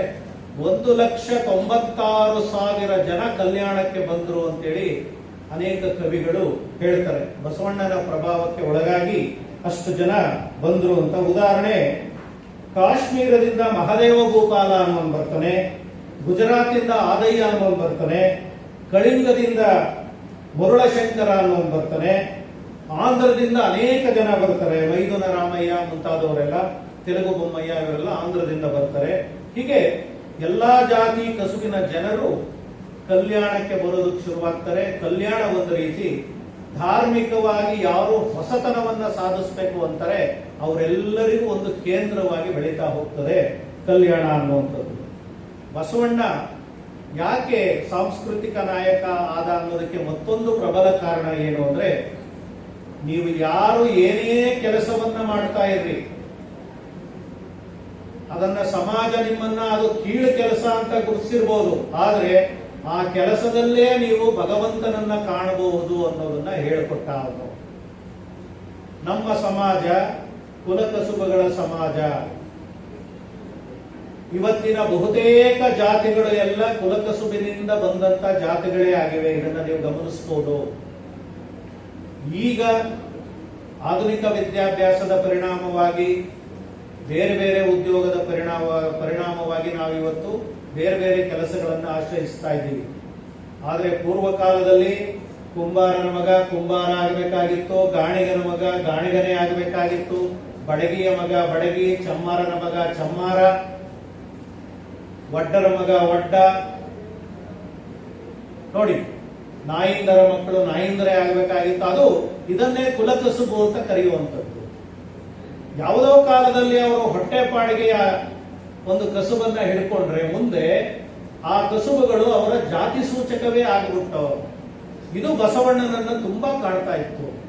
ಹೀಗಾಗಿ ಬಸವಣ್ಣ ಏನ್ ಮಾಡ್ದ, ನೀವು ಮಾಡುವ ಕೆಲಸದಲ್ಲೇ ಕಾಯಕವೇ ಕೈಲಾಸ, ನೀವು ಮಾಡೋ ಕೆಲಸದಲ್ಲೇ ದೇವರನ್ನ ಕಾಣಿ ಅಂತೇಳಿ ಅವರ ಉದ್ಯೋಗವನ್ನ ಮೇಲ್ದರ್ಜೆಗೆ ಏರಿಸಿದ, ಅವರಿಗೆ ಉನ್ನತ ಸ್ಥಾನವನ್ನ ಕೊಟ್ಟ. ಆದ್ರೆ ಇವತ್ತು ನಾವೇನ್ ಮಾಡ್ತಾ ಇದ್ದೀವಿ ಗಮನಿಸಿ. ಇವತ್ತು 12ನೇ ಶತಮಾನದಲ್ಲಿ ಹೇಗಿತ್ತೋ ಅದನ್ನೇ ಪಾಲಿಸ್ತಾ ಇದ್ದೀವಿ ನಾವು. ಬಸವಣ್ಣ ಹೇಳಿಕೊಟ್ಟಿದ್ದನ್ನ ಒಂಚೂರು ನಾವು ಪಾಲಿಸ್ತಾ ಇಲ್ಲ. ಇವತ್ತು ಮೋರಿ ಕ್ಲೀನ್ ಮಾಡೋರನ್ನ ಅವ್ರು ಮೋರಿ ಕ್ಲೀನ್ ಮಾಡೋರೇ ಆಗಿರ್ಬೇಕು, ಅವ್ರ ಹತ್ರಕ್ಕೆ ಹೋಗಲ್ಲ ನಾವು, ಅವ್ರು ಮುಟ್ಟಿಸಲ್ಲ, ಅವ್ರ ಹತ್ರ ಬಂದ್ರೆ ದೂರ ಹೋಗ್ತೀವಿ. ನೋಡಿ ಹೇಗಿದೆ ನೋಡಿ. ಈಗಲೇ ಅಷ್ಟು ಸ್ಥಿತಿ ಇರಬೇಕಾದ್ರೆ ಆ ಸಮುದಾಯಗಳಿಗೆ, ಇನ್ನು 800 ವರ್ಷದ ಮುಂಚೆ ಯಾವ ಹೀನ ಸ್ಥಿತಿಯಲ್ಲಿದ್ರು ಆ ಸಮುದಾಯಗಳು ಅನ್ನೋದನ್ನ ನೀವು ಜ್ಞಾಪಿಸ್ಕೋಬೇಕು. ನಿಮಗೆ ಅನುಭವ ಹೆಚ್ಚು ಆಗಿರೋದಿಲ್ಲ, ಆಗಿರುತ್ತೆ, ಹೆಚ್ಚಾಗಿರೋದಿಲ್ಲ. ನಿಮ್ಮ ತಂದೆಗಿಂತ ಹೆಚ್ಚು ಇಂಥ ಅನುಭವ ನಿಮ್ಮ ತಾತನಿಗೆ, ನಿಮ್ಮ ತಾತನಿಗಿಂತ ಹೆಚ್ಚು ಅನುಭವ ನಿಮ್ಮ ಮುತ್ತಾತನಿಗೆ. ಅವರ ತಾತ ಎಷ್ಟು ಅವಮಾನಗಳನ್ನ ಸಹಿಸಿರ್ಬೇಕವರು. ನಿಮ್ಮ ಕುಟುಂಬದ ಹಿರಿಯರು ಎಷ್ಟು ಅವಮಾನಗಳನ್ನ ಸಹಿಸಿರಬೇಕು, ಎಷ್ಟು ಕಣ್ಣೀರನ್ನ ಹಾಕಿರ್ಬೇಕು. ನಾನು ಯಾಕಪ್ಪ ಮನುಷ್ಯನಾಗಿ ಹುಟ್ಟದೆ ಅಂತ ಎಷ್ಟು ನೊಂದಿರ್ಬೇಕು. ಒಂದು ತುತ್ತು ಅನ್ನಕ್ಕೆ ಅವರು ಎಷ್ಟು ಜನರ ಕಾಲನ್ನ ಹಿಡಿದಿರ್ಬೇಕು, ಎಷ್ಟು ಜನರಿಗೆ ಗುಲಾಮರ ಸೇವೆ ಮಾಡಿರ್ಬೇಕು. ಇದನ್ನ ನೀವು ನೆನೆಸ್ಕೊಂಡಾಗ ಅಂಬೇಡ್ಕರ್ ಅವರು ಕೊಟ್ಟಿರುವಂತಹ ಸಂವಿಧಾನದ ಪೀಠಿಕೆ ಎಷ್ಟು ಬಹಳ ಪ್ರಮುಖ ಅನ್ನೋದು ನಿಮಗೆ ಗೊತ್ತಾಗ್ತದೆ. ಇಲ್ಲ ಅಂದ್ರೆ ನಿಮಗೆ ಗೊತ್ತಾಗೋದಿಲ್ಲ, ಅದು ಗೊತ್ತಾಗೋದಿಲ್ಲ. ಅಂಬೇಡ್ಕರ್ ಮತ್ತೆ ಗಾಂಧಿ ಅವರು ಹೇಳ್ತಾರೆ, ನಾವೇನು ಸಾಧನೆ ಮಾಡೋದಿಲ್ಲ, 12ನೇ ಶತಮಾನದಲ್ಲೇ ನಿಮ್ಮ ನಾಯಕ ಬಸವಣ್ಣ ನಮಗಿಂತ ಹೆಚ್ಚೆಲ್ಲ ಹೇಳ್ಬಿಟ್ಟಿದ್ದಾನೆ, ಅದನ್ನು ನಾವು ಅನುಸರಿಸಿದ್ರೆ ಸಾಕು ಅಂತ ಹೇಳ್ತಾರೆ ಗಾಂಧೀಜಿಯವರು. ಬೆಳಗಾವಿ ಅಧಿವೇಶನದಲ್ಲಿ ಪತ್ರಕರ್ತರು ಗಾಂಧೀಜಿ ಮುಂದೆ ಪ್ರಶ್ನೆಗಳು ಕೇಳ್ತಾರೆ. ನೀವು ಬೆಳಗಾವಿಗೆ ಬಂದಿದ್ದೀರಿ, ಕರ್ನಾಟಕಕ್ಕೆ ಬಂದಿದ್ದೀರಿ, ಕರ್ನಾಟಕದ ಜನತೆಗೆ ನಿಮ್ಮ ಸಂದೇಶ ಏನು ಅಂತ ಕೇಳಿದಾಗ ಗಾಂಧೀಜಿ ಈ ಮಾತು ಹೇಳ್ತಾರೆ, ನಾನು ಏನು ಸಂದೇಶವನ್ನ ಕೊಡ್ಲಪ್ಪ ನಿಮಗೆ, ಈ ಪುಣ್ಯದ ನಾಡಿನಲ್ಲಿ ಬಸವಣ್ಣ ಜನಿಸಿದಾನೆ, ಬಸವಣ್ಣನ ಮಾತುಗಳನ್ನು ನಾವು ಕೇಳಿದ್ರೆ ಸಾಕು, ನಮಗಿನ್ ಯಾವ ಸಂದೇಶ ಬೇಡ ಅಂತ ಹೇಳ್ತಾರೆ. ಅಂಬೇಡ್ಕರ್ ಇದೇ ಮಾತನ್ನ ಹೇಳ್ತಾರೆ. ನಾನು ಈ ಸಂವಿಧಾನದ ರಚನೆಯಲ್ಲಿ ಏನು ದೃಷ್ಟಿಕೋನ ಇಟ್ಕೊಂಡಿದ್ದೀನಿ, ಇದು ಕರ್ನಾಟಕದಲ್ಲಿ ಬಸವಣ್ಣ ಈ ವಿಷಯದ ಬಗ್ಗೆ ಸಾಕಷ್ಟು ಕೆಲಸ ಮಾಡಿದ್ದಾನೆ ಅಂತೇಳಿ ಅಂಬೇಡ್ಕರ್ ಹೇಳ್ತಾರೆ. ಹೀಗಾಗಿ ಯಾಕೆ ಬಸವಣ್ಣ ನಮಗೆ ಮುಖ್ಯ ಆಗ್ತಾನೆ ಅನ್ನೋದು ಇದೇ ಕಾರಣಕ್ಕೆ. ಅಂಬೇಡ್ಕರ್ ತತ್ವಗಳನ್ನು ಅಳವಡಿಸುವುದಕ್ಕೆ ಇವತ್ತು ಎಷ್ಟು ಕಷ್ಟ ಇದೆ, ಎಷ್ಟು ವಿರೋಧ ಇದೆ ಅನ್ನೋದು ನೀವು ಗಮನಿಸಿದ್ರೆ, ಬಸವಣ್ಣನಿಗೆ ಎಂಥ ವಿರೋಧ ಇತ್ತು ಆ ಕಾಲದಲ್ಲಿ, ಅವನು ಹೇಗೆ ಬದುಕದ ಅನ್ನೋದು ನಮಗೆ ಗೊತ್ತಾಗ್ತದೆ. ಮತ್ತೆ ಅವನು ಸಂಪಾದನೆಯ ಬಗ್ಗೆ ಹೇಳ್ತಾನೆ, ಸತ್ಯ ಶುದ್ಧ ಕಾಯಕ ಮಾಡಬೇಕು ಮನುಷ್ಯ. ನೋಡಿ, ಇದಕ್ಕೂ ಅವನು ಸಾಂಸ್ಕೃತಿಕ ನಾಯಕ ಆಗೋದಕ್ಕೆ ಕಾರಣ. ನೀವು ಏನೇ ಸಂಪಾದನೆ ಮಾಡಿ ಸತ್ಯ ಶುದ್ಧ ಕಾಯಕದಿಂದ ಸಂಪಾದಿಸಬೇಕು, ನೀವು ಪ್ರಾಮಾಣಿಕತೆಯಿಂದ ಸಂಪಾದಿಸಬೇಕು, ಆಗಷ್ಟೇ ನೀವು ಮನುಷ್ಯರಾಗ್ತೀರಿ ಅಂತ. ಆದ್ರೆ ಇವತ್ತು ಪ್ರಾಮಾಣಿಕತೆ ಅನ್ನೋದು ಎಲ್ಲಿದೆ ಅಂತ ನಾವು ಹಗಲು ಹೊತ್ತಿನಲ್ಲಿ ಬ್ಯಾಟ್ರಿ ಹಾಕಿ ಹುಡುಕಿದ್ರು ಸಿಗಲ್ಲ. ನೋಡಿ, 12ನೇ ಶತಮಾನದಲ್ಲಿ ಬಸವಣ್ಣ ಅವಾಗಲೇ ಹೇಳ್ತಾನೆ, ಅನ್ಯಾಯದ ಸಂಪಾದನೆ ಮಾಡಬಾರದು ಅಂತ. ಈ ತರ ಜಾಸ್ತಿ ಹೇಳ್ಬಿಟ್ರೆ ಬಸವಣ್ಣ ಬೇಡ ನಮಗೆ ಅಂತೀರ ನೀವು. ಇನ್ನು 12ನೇ ಶತಮಾನದಲ್ಲಿ ಅದಕ್ಕೆ ಬಸವಣ್ಣನ ವಿರುದ್ಧ ಸಂಚು ನಡೆದಿತ್ತು. ಇವನನ್ನ ಬದುಕೋಕ್ ಬಿಟ್ರೆ ನಮ್ಮನ್ನು ಬಿಡೋದಿಲ್ಲ ಇವನು ಅಂತ ಹೇಳಿ ಮುಗಿಸಿದ್ರು.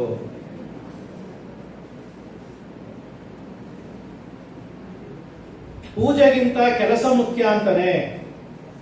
ನೀನ್ ಬರೀ ಪೂಜೆ ಮಾಡಿ ಗಂಟೆ ಅಳ್ಳಾಡಿಸ್ಕೊಂಡು ಕೂತ್ಕೊಂಡ್ರೆ ನೀನು ಆಗೋದಿಲ್ಲ. ಪೂಜೆನ ಪಕ್ಕಕ್ಕಿಡು, ಕೆಲಸ ಮಾಡುವ, ನಿನಗೆ ಬೇಗ ಮೋಕ್ಷ ಸಿಗುತ್ತೆ ಅಂತ ಹೇಳ್ತಾನೆ ಬಸವಣ್ಣ. ಎಲ್ಲರೂ ದುಡಿದು ತಿನ್ನಬೇಕು ಅಂತ ಹೇಳ್ತಾನೆ.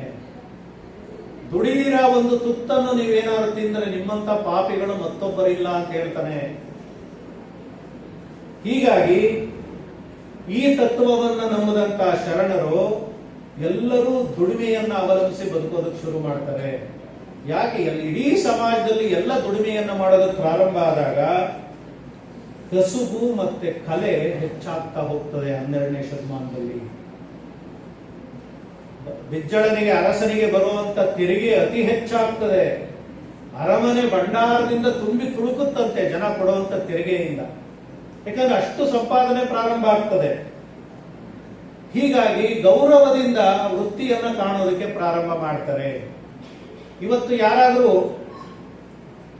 ಕೀಳು ವೃತ್ತಿ ಅಂದ್ರೆ ಯಾರ ಮುಂದೆಲ್ಲಾದ್ರೂ ನಿಂದ ಏನ್ ಕೆಲಸನಪ್ಪ ಅಂದ್ರೆ ಹೇಳ್ಕೊಳ್ಳೋದಕ್ಕೆ ನಾಚಿಕೆ ಪಡ್ತಾರೆ. ಆದ್ರೆ ಬಸವಣ್ಣ ನಾಚಿಕೆ ಪಡಬೇಡಿ, ಗೌರವದಿಂದ ಹೇಳ್ಕೊಳ್ಳಿ ಅಂತ ಹೇಳಿ ಅವರಿಗೆ ಆತ್ಮವಿಶ್ವಾಸವನ್ನ ತುಂಬುತ್ತಾನೆ. ಇವತ್ತು ನಿಮಗೆ ಹೆಣ್ಣು ಕೊಡೋರು ಯಾರಾದ್ರೂ ಏನ್ ಕೆಲಸ ಮಾಡ್ತಾ ಇದೀಯಪ್ಪ ಅಂತ ನಿಮ್ಮನ್ನು ಕೇಳಿದ್ರೆ ಕ್ಲರ್ಕೋ FDCನೋ ಆಗಿದ್ರೆ ಅದನ್ನ ಹೇಳಲ್ಲ. ನೀವು DC ಆಫೀಸಲ್ಲಿ ಇದ್ದೀನಿ ಅಂತೀರ. ಅಲ್ಲೇನು ಕೆಲಸ ಮಾಡ್ತಾ ಇದ್ದೀರಾ ಅಂದಾಗ ತೇಲಿಸ್ಕೊಡ್ತೀವಿ. ಯಾಕೆಂದ್ರೆ ನಿಮ್ಗೆ ಅದು ಕೀಳು ವೃತ್ತಿ ಅಂತ. ಅಯ್ಯೋ, ನಾನ್ DC ಆಗ್ಬೇಕಾಗಿತ್ತು, ಕ್ಲರ್ಕ್ ಆಗಿರೋದು ಬಹಳ ಕಡಿಮೆ, ನನಗಲ್ಲ ಅದು ಅನ್ನೋ ಭಾವನೆ ನಿಮಗೆ. ಆದ್ರೆ ಬಸವಣ್ಣ ಯಾವ ಉದ್ಯೋಗ ಆದ್ರೂ ಅದಕ್ಕೆ ಒಂದು ರೆಸ್ಪೆಕ್ಟ್, ಗೌರವ ಅನ್ನೋದಿರ್ತದೆ. ಆ ಗೌರವದಿಂದ ನೀವು ಬಾಳಿ ಅಂತ ಬಸವಣ್ಣ ಹೇಳ್ಕೊಡ್ತಾನೆ 12ನೇ ಶತಮಾನಕ್ಕೇನೆ. ಕರ್ಮಫಲ ಮತ್ತೆ ಹಣೆ ಬರಹ ಅಂತ ನಾವೇನು ಎಲ್ಲವನ್ನ ಹೀಗಳಿತಿದ್ದೋ ಅಥವಾ ಅವಮಾನದಿಂದ ಕುದಿತಾ ಇರೋ, ಅಯ್ಯೋ ನನ್ನ ಕರ್ಮನಪ್ಪ, ನಾನು ಏನ್ ಮಾಡ್ಲಿ, ನಮ್ಮ ಪೂರ್ವಿಕರ ಕರ್ಮನಪ್ಪ, ನಾನು ಹಿಂಗ್ ಮುಟ್ಬಿಟ್ಟೆ, ಅಯ್ಯೋ ನನ್ನ ಹಣೆ ಬರನಪ್ಪ, ಫೇಲ್ ಆಗ್ಬಿಟ್ಟೆ ನಾನು, ನನ್ನ ಹಣೆ ಬರನಪ್ಪ, ವ್ಯಾಲ್ಯೂಯೇಟರ್ 5 ಮಾರ್ಕ್ಸ್ ಕೊಟ್ಬಿಟ್ರು, ಈ ತರ ನೀವೇನು ಅನ್ಕೋತಿರಲ್ಲ. ಈ ಕರ್ಮಫಲ ಮತ್ತೆ ಹಣೆ ಬರಹವನ್ನ ಬಸವಣ್ಣ ದೂರ ತಳ್ಳದ. ಕರ್ಮಫಲ ಹಣೆ ಬರಹ ಏನಿಲ್ಲ, ನಿಂದು ನೀನು ಮೊದಲು ಬರ್ಕೋ, ನಿನ್ನ ಭವಿಷ್ಯ ನಿನ್ನ ಕೈಯಲ್ಲಿದೆ. ಇವತ್ತು ಕೂಡ ಯಾರಾದ್ರೂ ನಿಮ್ಮ ಮಾರ್ಗದರ್ಶನ ತರಬೇತಿ ಕೊಡೋರು ನಿಮ್ಮ ಮುಂದೆ ನಿಂತರೆ ಇದೇ ಮಾತು ಹೇಳೋದು, ನಿಮ್ಮ ಭವಿಷ್ಯ ನಿಮ್ಮ ಕೈಯಲ್ಲಿದೆ ಅಂತ. ಬೇರೆಯವರನ್ನು ದೂರಬೇಡಿ. ಬಸವಣ್ಣ ಅದೇ ಮಾತನ್ನ 800 ವರ್ಷದ ಮುಂಚೆ ಹೇಳ್ದ. ಹಣೆ ಬರಹ ಮತ್ತೆ ಕರ್ಮಫಲ ನಮ್ಮನ್ನ ಏನೂ ಮಾಡೋದಿಲ್ಲ, ಅದು ಬಿಡಿ ಅಂತ ಹೇಳಿ. ಎಲ್ಲವೂ ನಾವು ಪ್ರಯತ್ನ ಮಾಡಿದಷ್ಟೇ ನಮಗೆ ಸಿಗುತ್ತೆ ಅನ್ನೋದನ್ನ ಬಸವಣ್ಣ ಹೇಳ್ತಾ ಹೋದ. ಕೀಳರಿಮೆಯನ್ನ ತೆಗೆದಾಕ್ತಾ. ಇವತ್ತು ನಮ್ಮಲ್ಲಿ ಪಟ್ಟಣದ ಹುಡುಗರ ಮುಂದೆ, ನಗರದ ಹುಡುಗರ ಮುಂದೆ ಹಳ್ಳಿ ಹುಡುಗರು ಹೋಗಿ ನಿಂತ್ಕೊಂಡ್ರೆ ಕೀಳರಿಮೆ ಕಾಡ್ತಾ ಇರ್ತದೆ. ಇಲ್ಲಿ ಬಂದು ಏನಾದ್ರು 4 ಮಾತಾಡಪ್ಪ ಅಂದ್ರೆ ಕೀಳರಿಮೆಯಿಂದ ಹಂಗೆ ನಿಮ್ಮಲ್ಲಿ ಬೆವರು ಸುರಿದೋಗ್ತದೆ. ಕೀಳರಿಮೆ ಬಿಡಬೇಕು. ನಾನು ಯಾರಿಗೂ ಏನು ಕಡಿಮೆ ಇಲ್ಲ ಅನ್ನುವಂತ ಮೇಲರಿಮೆ ನಿಮ್ಮಲ್ಲಿ ತುಂಬ್ಕೋಬೇಕು. ಯಾರಿಗೆ ಮೇಲರಿಮೆ ಇರುತ್ತೆ ಅವನು ಹೆದರದಿರ, ಅಂಜದಿರ ಬದುಕಿನಲ್ಲಿ ಮುಂದೆ ನುಗ್ಗುತ್ತಾನೆ. ಮುಂದೆ ನುಗ್ಗಿದಾಗ ಮಾತ್ರ ನಿಮಗೆ ಅವಕಾಶಗಳು ಸಿಗ್ತವೆ. ಅವಕಾಶಗಳು ನಿಮ್ಮನ್ನ ಹುಡುಕಿಕೊಂಡು ಬರೋದಿಲ್ಲ ಜೀವನದಲ್ಲಿ. ನೀವು ಅವಕಾಶಗಳನ್ನ ಹುಡುಕಿಕೊಂಡು ಹೋಗ್ಬೇಕು. ಅದು ನಿಮ್ಮಂತ ವಿದ್ಯಾರ್ಥಿಗಳ ಜೀವನದಲ್ಲಂತೂ ಇದು 100ಕ್ಕೆ 100 ಸತ್ಯವಾದ ಮಾತು. ನೀವು ಅವಕಾಶಗಳ ಬೆನ್ನತ್ತಬೇಕು, ಕೀಳರಿಮೆಯನ್ನ ಬಿಡಬೇಕು. 800 ವರ್ಷದ ಮುಂಚೆ ಬಸವಣ್ಣ ಇದೇ ಮಾತನ್ನ ಸಮಾಜಕ್ಕೆ ಸಂದೇಶವಾಗಿ ಕೊಟ್ಟ. ಕೀಳರಿಮೆ ಬಿಡಿ, ನಾನು ಕೆಳಜಾತಿಯವನು ಅನ್ನೋ ಕೀಳರಿಮೆ ಬಿಡಿ, ಕೆಳ ಉದ್ಯೋಗದವನು ಅಂತ ಕೀಳರಿಮೆ ಬಿಡಿ, ಬಡವ ಅನ್ನೋ ಕೀಳರಿಮೆ ಬಿಡಿ, ಅಯ್ಯೋ ನಾನು ಹೆಣ್ಮಗಳು ನನ್ನ ಕೈಲಿ ಏನಾಗುತ್ತೆ ಅನ್ನೋ ಕೀಳರಿಮೆ ಬಿಡಿ, ನಾನು ಕಪ್ಪಿದ್ದೀನಿ ಅನ್ನೋ ಕೀಳರಿಮೆ ಬಿಡಿ, ಸಣ್ಣಗಿದ್ದೀನಿ ಅನ್ನೋ ಕೀಳರಿಮೆ ಬಿಡಿ, ಎಲ್ಲರಿಗಿಂತ ದಪ್ಪ ಇದ್ದೀನಿ ಅನ್ನೋ ಕೀಳರಿಮೆ ಬಿಡಿ. ಕೀಳರಿಮೆ ಅನ್ನೋದು ನಮ್ಮನ್ನ ಬೆಳಗ್ಗೆ ಎದ್ದಾಗಿನಿಂದ ರಾತ್ರಿ ಮಲಗೋವರೆಗೂ ಕಾಡ್ತದೆ. ಚಾಪೆ ಮೇಲೆ ಮಲಗಿದ್ರೆ ಅದ್ಯಾವುದೋ ಹಾಸಿಗೆ ಇದೆಯಲ್ಲ, ಆ ಹಾಸಿಗೆ ಮೇಲೆ ಮಲಗದವನ್ನ ಜ್ಞಾಪಿಸ್ಕೊಂಡು ನೀವೇನ್ ಮಾಡ್ತೀರಿ? ಕೀಳರಿಮೆಯಿಂದ ನರಳುತ್ತೀರಿ. ಅಯ್ಯೋ ನನ್ನ ಚಾಪೆ ಆಗೋಗಿದೆಯಪ್ಪ ಅಂತ. ಇಲ್ಲ, ಒಬ್ಬ ದೊಡ್ಡ ಬಟ್ಟೆ, ಒಳ್ಳೆ ಬಟ್ಟೆ ಹಾಕೊಂಡ್ಬಂದ್ರೆ ಕಾಸ್ಟ್ಲಿದು, ನಿಮ್ಮ ಹಳೆಯ ಬಟ್ಟೆ ನೋಡಿಕೊಂಡು ಕೀಳರಿಮೆಯಿಂದ ನೀವು ಹಿಂದೆ ಸರಿತೀರಿ. ಮಾಡಬಾರ್ದಾಗೆ ಅಂತೇಳಿ ಕೀಳರಿಮೆ ನಮ್ಮನ್ನ, ನಮ್ಮ ಭವಿಷ್ಯವನ್ನ ಕತ್ತಲಿಗೆ ತೂಕುತ್ತೆ ಅಂತ ಬಸವಣ್ಣನಿಗೆ ಅರಿವಿತ್ತು. ಹೀಗಾಗಿ ಅವನು ಸಮಾಜಕ್ಕೆ ಕೀಳರಿಮೆ ಬಿಡಿ ಅನ್ನುವಂತ ಒಂದು ದೊಡ್ಡ ಸಂದೇಶವನ್ನ ಕೊಟ್ಟ. ಹೀಗಾಗಿ ಆ ಕಾಲದ ಅನುಭವ ಮಂಟಪ, ಕಲ್ಯಾಣದ ಅನುಭವ ಮಂಟಪ ಜನತಾ ವಿಶ್ವವಿದ್ಯಾನಿಲಯ ಅಂತ ಹೆಸರನ್ನ ಪಡೆಯಿತು. ವಿಶ್ವವಿದ್ಯಾನಿಲಯ ಇವತ್ತು ಜನರ ಬಳಿಗೆ ಹೋಗಬೇಕು ಅಂತ ನಾವು ಮಾತಾಡ್ತೀವಿ. ಆದ್ರೆ 12ನೇ ಶತಮಾನದಲ್ಲೇ ಅನುಭವ ಮಂಟಪವನ್ನ ಸಮಕಾಲೀನರು ಜನತಾ ವಿಶ್ವವಿದ್ಯಾನಿಲಯ ಅಂತ ಗುರುತಿಸಿದ್ದಾರೆ. ಈ ವಿಶ್ವವಿದ್ಯಾನಿಲಯಕ್ಕೆ ಅಧಿಪತಿಯಾಗಿದ್ದಂಥವನು ಅಲ್ಲಮಪ್ರಭು, ಶೂನ್ಯ ಸಿಂಹಾಸನದ ಅಧಿಪತಿ ಅಂತ ಅವನ್ನ ಗುರುತಿಸ್ತಾರೆ. ಈ ರೀತಿ ಸಮಾಜ ಸೇವೆ ಮಾಡೋ ಎಲ್ಲರನ್ನ ನೋಡಿ, ಜನರನ್ನ ತಿದ್ದುತ್ತಾ ಇದ್ದವರು ಶಿವಶರಣರು, ಶಿವಶರಣರನ್ನೇ ತಿದ್ದುತ್ತಾ ಇದ್ದವರು ಅಲ್ಲಮಪ್ರಭು. ಅವನೊಂಥರ ಮೇಷ್ಟ್ರಿಗೆ ಮೇಷ್ಟ್ರು ಇದ್ದಾಗ ಅಲ್ಲಮಪ್ರಭು. ಅದಕ್ಕೆ ಅವನ ವಚನಗಳು ಬಹಳ ಸುಲಭನಾಗಿ ಅರ್ಥ ಆಗೋದಿಲ್ಲ. ಹೀಗಾಗಿ ತಮ್ಮ ಎಲ್ಲ ಅನಿಸಿಕೆಗಳನ್ನ ಬಸವಣ್ಣ ಮತ್ತೆ ಬಸವಣ್ಣನ ಸಮಕಾಲೀನರು ವಚನಗಳ ಮೂಲಕ ಬರೆದಿಟ್ಟರು. ವಚನಗಳು ಕೂಡ ಒಂದು ರೀತಿ ಆಗಿನ ಕಾಲಕ್ಕೆ ಸವಾಲೇ. ಆ ಕಾಲದಲ್ಲಿ ರಚನೆ ಆಗ್ತಾ ಇದ್ದಂತ ಸಾಹಿತ್ಯ ಎಲ್ಲ ಹಳಗನ್ನಡ, ಛಂದಸ್ಸು, ವ್ಯಾಕರಣಗಳನ್ನು ಇಟ್ಟುಕೊಂಡು ಕಾವ್ಯವನ್ನ ಬರಿತಾ ಇದ್ರು. ಜನಸಾಮಾನ್ಯರು ಸಾಹಿತ್ಯ ಬರೀಬಾರದು ಅಂತಿತ್ತು, ಪಂಡಿತರು ಮಾತ್ರ ಬರಿತಾ ಇದ್ರು. ನಾನು ಬರೆದ್ರೆ ರಾಜ ಮಹಾರಾಜ ಮೆಚ್ಚಬೇಕು, ನನಗೆ ಊರುಗಳನ್ನು ದಾನ ಕೊಡಬೇಕು, ಆನೆ ಮೇಲೆ ಮೆರವಣಿಗೆ ಮಾಡಬೇಕು ಅನ್ನೋ ಆಸೆಯಿಂದ ಬರಿತಾ ಇದ್ರು. ಆದ್ರೆ ಬಸವಣ್ಣ ಮತ್ತೆ ಅವನ ಸಮಕಾಲೀನರು ಏನ್ ಮಾಡಿದ್ರು? ತಾವು ಬಳಸ್ತಾ ಇದ್ದಂತ ಶುದ್ಧ ಕನ್ನಡದಲ್ಲೇ ವಚನಗಳನ್ನ ಬರೆದರು. ಇದು ಬಹಳ ದೊಡ್ಡ ಸಾಧನೆ. ಈ ವಚನಗಳಿದೆಯಲ್ಲ, ಇಡೀ ವಿಶ್ವಕ್ಕೆ ಕನ್ನಡ ಕೊಟ್ಟಂತ ದೊಡ್ಡ ಕಾಣಿಕೆ ವಚನಗಳು. ಆ ರೀತಿಯ ಸಾಹಿತ್ಯ ಯಾವುದೂ ಇಲ್ಲ. ನೋಡಿ, 12ನೇ ಶತಮಾನದಲ್ಲಿ ಇಂಥ ಭಾಷೆಯಲ್ಲೇ, ಇವತ್ತಿನ ನಾವು ಓದುವ ಭಾಷೆಯಲ್ಲೇ ಅವಾಗ ಬರೆದಿದ್ದಾರೆ. ಆದರೆ 18ನೇ ಶತಮಾನದ ಎಷ್ಟೋ ಜನ ಕವಿಗಳು ಬರೆದಿರೋದನ್ನು ನೋಡಿ ನಮಗೆ ಅರ್ಥವೇ ಆಗೋದಿಲ್ಲ. ಮುದ್ದಣ್ಣನ ರಾಮಾಶ್ವಮೇಧ ನಿಮ್ಗೆ ಅರ್ಥ ಆಗೋದಿಲ್ಲ. 18ನೇ ಶತಮಾನದವನವನು.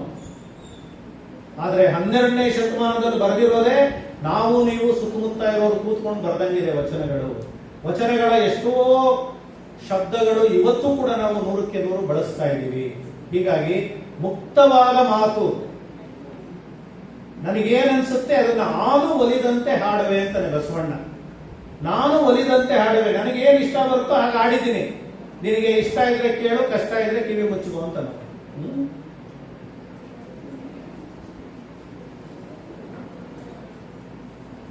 ಈ ಕಾರಣದಿಂದ ಏನಾಯ್ತು, ನಾನು ಆಗಲೇ ಹೇಳಿದಾಗೆ ಇಡೀ ಸಂಪ್ರದಾಯವಾದಿಗಳು, ಇವನ ಜೊತೆಯಲ್ಲಿ ಕೆಲಸ ಮಾಡ್ತಾ ಇದ್ದಂತ ಬೇರೆ ಬೇರೆಯವರು ಪದೇ ಪದೇ ಪದೇ ಪದೇ ಅರಸನಿಗೆ ಚಾಡಿ ಹೇಳೋದಕ್ಕೆ ಶುರು ಮಾಡ್ತಾರೆ. ಈ ಸಮಯದಲ್ಲಿ ಬಿಜ್ಜಳ ತನ್ನ ಮಗನಿಗೆ ಸಿಂಹಾಸನವನ್ನು ಒಪ್ಪಿಸ್ತಾನೆ. ಅವನು ಸ್ವಲ್ಪ ಕಿವಿ ಹಿತ್ತಾಳೆ ಕಿವಿ ಆಗಿರ್ತದೆ, ಚಾಡಿ ಮಾತುಗಳನ್ನ ಕೇಳೋದು ಹೆಚ್ಚಾಗಿರುತ್ತೆ. ಬಸವಣ್ಣ ಈ ಯಾವುದನ್ನು ಮನಸ್ಸಿಗೆ ಹಾಕೊಳ್ಳದೆ ಅವನ ಮೇಲೆ ಅನೇಕ ಆಪಾದನೆಗಳು ಬರ್ತವೆ. ಭಂಡಾರದಿಂದ ಹಣವನ್ನ ಕದ್ದು ಶರಣರಿಗೆ ಊಟ ಹಾಕ್ತಾ ಇದ್ದಾನೆ ಅನ್ನೋ ಆಪಾದನೆ ಬರುತ್ತೆ. ಭಂಡಾರ ಚೆಕ್ ಮಾಡಿಸ್ತಾರೆ, ಲೆಕ್ಕ ಸರಿ ಇರುತ್ತೆ. ಇಡೀ ಶಿವಶರಣರು ನಿನ್ನ ಸಿಂಹಾಸನದ ವಿರುದ್ಧ ತಿರುಗಿ ಬಿದ್ದಿದ್ದಾರೆ ಅಂತ ಚಾಡಿ ಎಬ್ಬಿಸ್ತಾರೆ. ಇಲ್ಲ, ಬಸವಣ್ಣ ಚಕ್ರವರ್ತಿ ಆಗಬೇಕು ಅಂತ ಸಂಚು ಮಾಡ್ತಾ ಇದ್ದಾನೆ ಅಂತ ಸುಳ್ಳು ಸುದ್ದಿ ಎಬ್ಬಿಸ್ತಾರೆ. ಅದು ಸುಳ್ಳಾಗುತ್ತೆ. ಆದ್ರೆ ಬಸವಣ್ಣ ಮಾತ್ರ ತನ್ನ ಕೆಲಸ ತಾನು ಮಾಡ್ತಾ ಇರ್ತಾನೆ. ಇದೇ ಸಮಯದಲ್ಲಿ ಬಸವಣ್ಣ ಮತ್ತೊಂದು ದೊಡ್ಡ ಕ್ರಾಂತಿಗೆ, ಬದಲಾವಣೆಗೆ ಕಾಲಿಡ್ತಾನೆ. ಏನದು ಅಂದ್ರೆ ಅಂತರ್ಜಾತಿ ವಿವಾಹ. ಮಾದಿಗ ಸಮುದಾಯದ ಹರಳೆಯನಿಗೂ ಹರಳೆಯನ ಮಗನಿಗೂ ಬ್ರಾಹ್ಮಣ ಸಮುದಾಯದ ಮಧುವರಸನ ಮಗಳಿಗೂ ವಿವಾಹವನ್ನ ಏರ್ಪಡಿಸ್ತಾನೆ. ಇವತ್ತು ನಾವು ಅಂತರ್ಜಾತಿ ವಿವಾಹವನ್ನ ಆಗೋದಕ್ಕೆ ಹಿಂಜರಿತೀವಿ, ಅದರ ಬಗ್ಗೆ ಮಾತಾಡೋದಕ್ಕೆ ಹೆದರ್ಕೋತೀವಿ. 850 ವರ್ಷಗಳ ಮುಂಚೆನೆ ಬಸವಣ್ಣ ಈ ಪ್ರಯತ್ನ ಮಾಡ್ದ. ರಕ್ತ ಸೇರದ ಹೊರತು ಜಾತಿ ವಿನಾಶ ಆಗದು ಅನ್ನೋದು ಅವನ ಭಾವನೆ. ಹೀಗಾಗಿ ಯಾವ ಜಾತಿ ಆಗಲಿ, ಎರಡೇ ಜಾತಿ ಪ್ರಪಂಚದಲ್ಲಿ, ಗಂಡು ಹೆಣ್ಣು ಜಾತಿಗಳನ್ನ ಮಾಡಿಕೊಂಡಿದ್ದು ನಾವು. ಈ ಜಾತಿ ಎಳಿಸಿದಾಗ ಮಾತ್ರ ಧರ್ಮ ಸಮಾನತೆಯನ್ನ ಕಾಣಬಹುದು, ಸಮಾಜದಲ್ಲಿ ಸಮಾನತೆಯನ್ನ ಕಾಣಬಹುದು ಅನ್ನೋದು ಬಸವಣ್ಣನಿಗೆ ಆಗಲೇ ಹೊಳೆದಿರ್ತದೆ. ಇದಕ್ಕೆ ಇನ್ನೂ ಪೂರ್ವದಲ್ಲೇ ಕರ್ನಾಟಕದಲ್ಲಿ ಅನೇಕ ಘಟನೆಗಳು ನಡೆದಿರ್ತವೆ. ಪಂಪ ಕವಿ ನೀವು ಕೇಳಿದ್ದೀರಿ.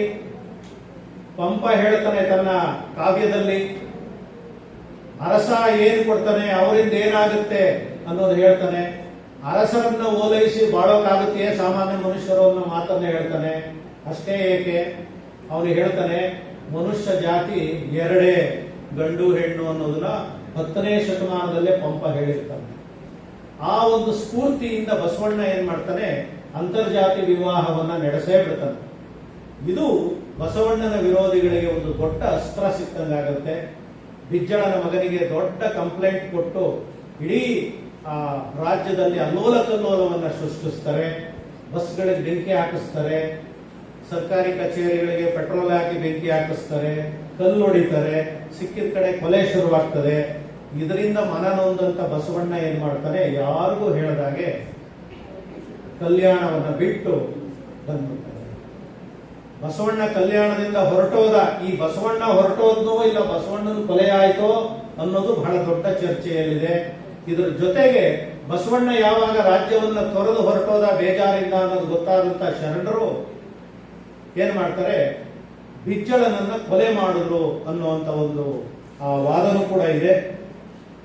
ಬಿಜ್ಜಳ ಸದಾಕಾಲ ಬಸವಣ್ಣನ ಪರವಾಗಿಯೇ ಇರ್ತಾನೆ, ಮೇಲ್ನೋಟಕ್ಕೆ ವಿರೋಧಿಗಳ ಪರವಾಗಿರ್ತಾನೆ. ಯಾವತ್ತೂ ಅಧಿಕಾರ ನಡೆಸುವವರು ಒಂದು ಪರವಾಗಿದ್ದೀವಿ ಅಂತ ತೋರಿಸ್ಕೊಳ್ಳೋದಿಲ್ಲ. ಇವತ್ತು ಕೂಡ ಅಷ್ಟೇ ರಾಜಕಾರಣಿಗಳು, ಎಲ್ಲರೂ ಬೇಕವ್ರಿಗೆ, ಎಲ್ಲರ ಬಗ್ಗೆನೂ ಮಾತಾಡ್ತಾರೆ, ಅದರ ಒಳಗಡೆ ಎಲ್ಲರೂ ವಿರೋಧನೂ ಇರ್ತಾರೆ. ಇದನ್ನ ನೀವು ಗಮನಿಸಬೇಕು. ಹೀಗಾಗಿ ಒಂದ್ ರೀತಿ ಬ್ಯಾಲೆನ್ಸ್ ಮಾಡ್ತಾ ಇದ್ದಂತ ಬಿಜ್ಜಳನ ಮಗನಿಗೆ ಆ ಬ್ಯಾಲೆನ್ಸ್ ಮಾಡಕ್ ಬರಲಿಲ್ಲ, ಚಾಡಿ ಮಾತಿಗೆ ಬಲಿಯಾದ.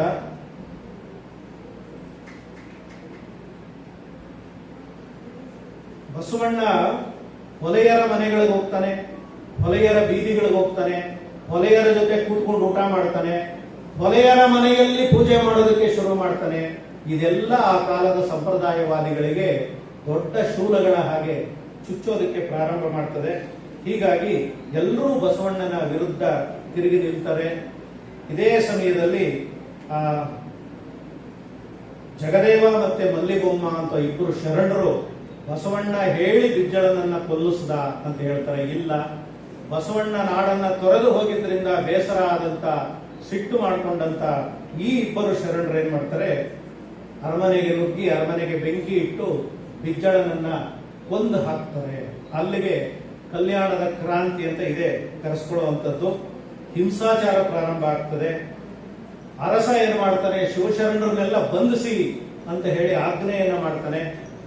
ಇದಕ್ಕೆ ಹೆದರದಂತ ಶರಣರು ಏನ್ ಮಾಡ್ತಾರೆ, ರಾತ್ರೋರಾತ್ರಿ ತಾವು ಬರೆದಂತ ಸಾಹಿತ್ಯ ವಚನಗಳ ಕಟ್ಟು ತಾಳೆಗರಿಗಳನ್ನ ಎತ್ಕೊಂಡು ಅನೇಕ ಗುಂಪುಗಳಾಗಿ ಇಡೀ ಕರ್ನಾಟಕದ ಬೇರೆ ಬೇರೆ ಕಡೆ ಓಡೋಗ್ತಾರೆ, ತಲೆ ಮರೆಸ್ಕೋತಾರೆ, ಅರಣ್ಯಗಳಲ್ಲಿ ವಾಸ ಇರೋದಕ್ಕೆ ಪ್ರಾರಂಭ ಮಾಡ್ತಾರೆ. ಅಕ್ಕಮಹಾದೇವಿ ಮತ್ತೆ ಒಂದಷ್ಟು ಜನ ಶ್ರೀಶೈಲದ ಅರಣ್ಯಕ್ಕೆ ಹೋಗ್ತಾರೆ. ಚನ್ನಬಸವಣ್ಣ ಮತ್ತೆ ಮತ್ತೊಂದಷ್ಟು ಜನ ಉಳುವಿಯ ಕಾಡಿಗೆ ಹೋಗ್ತಾರೆ.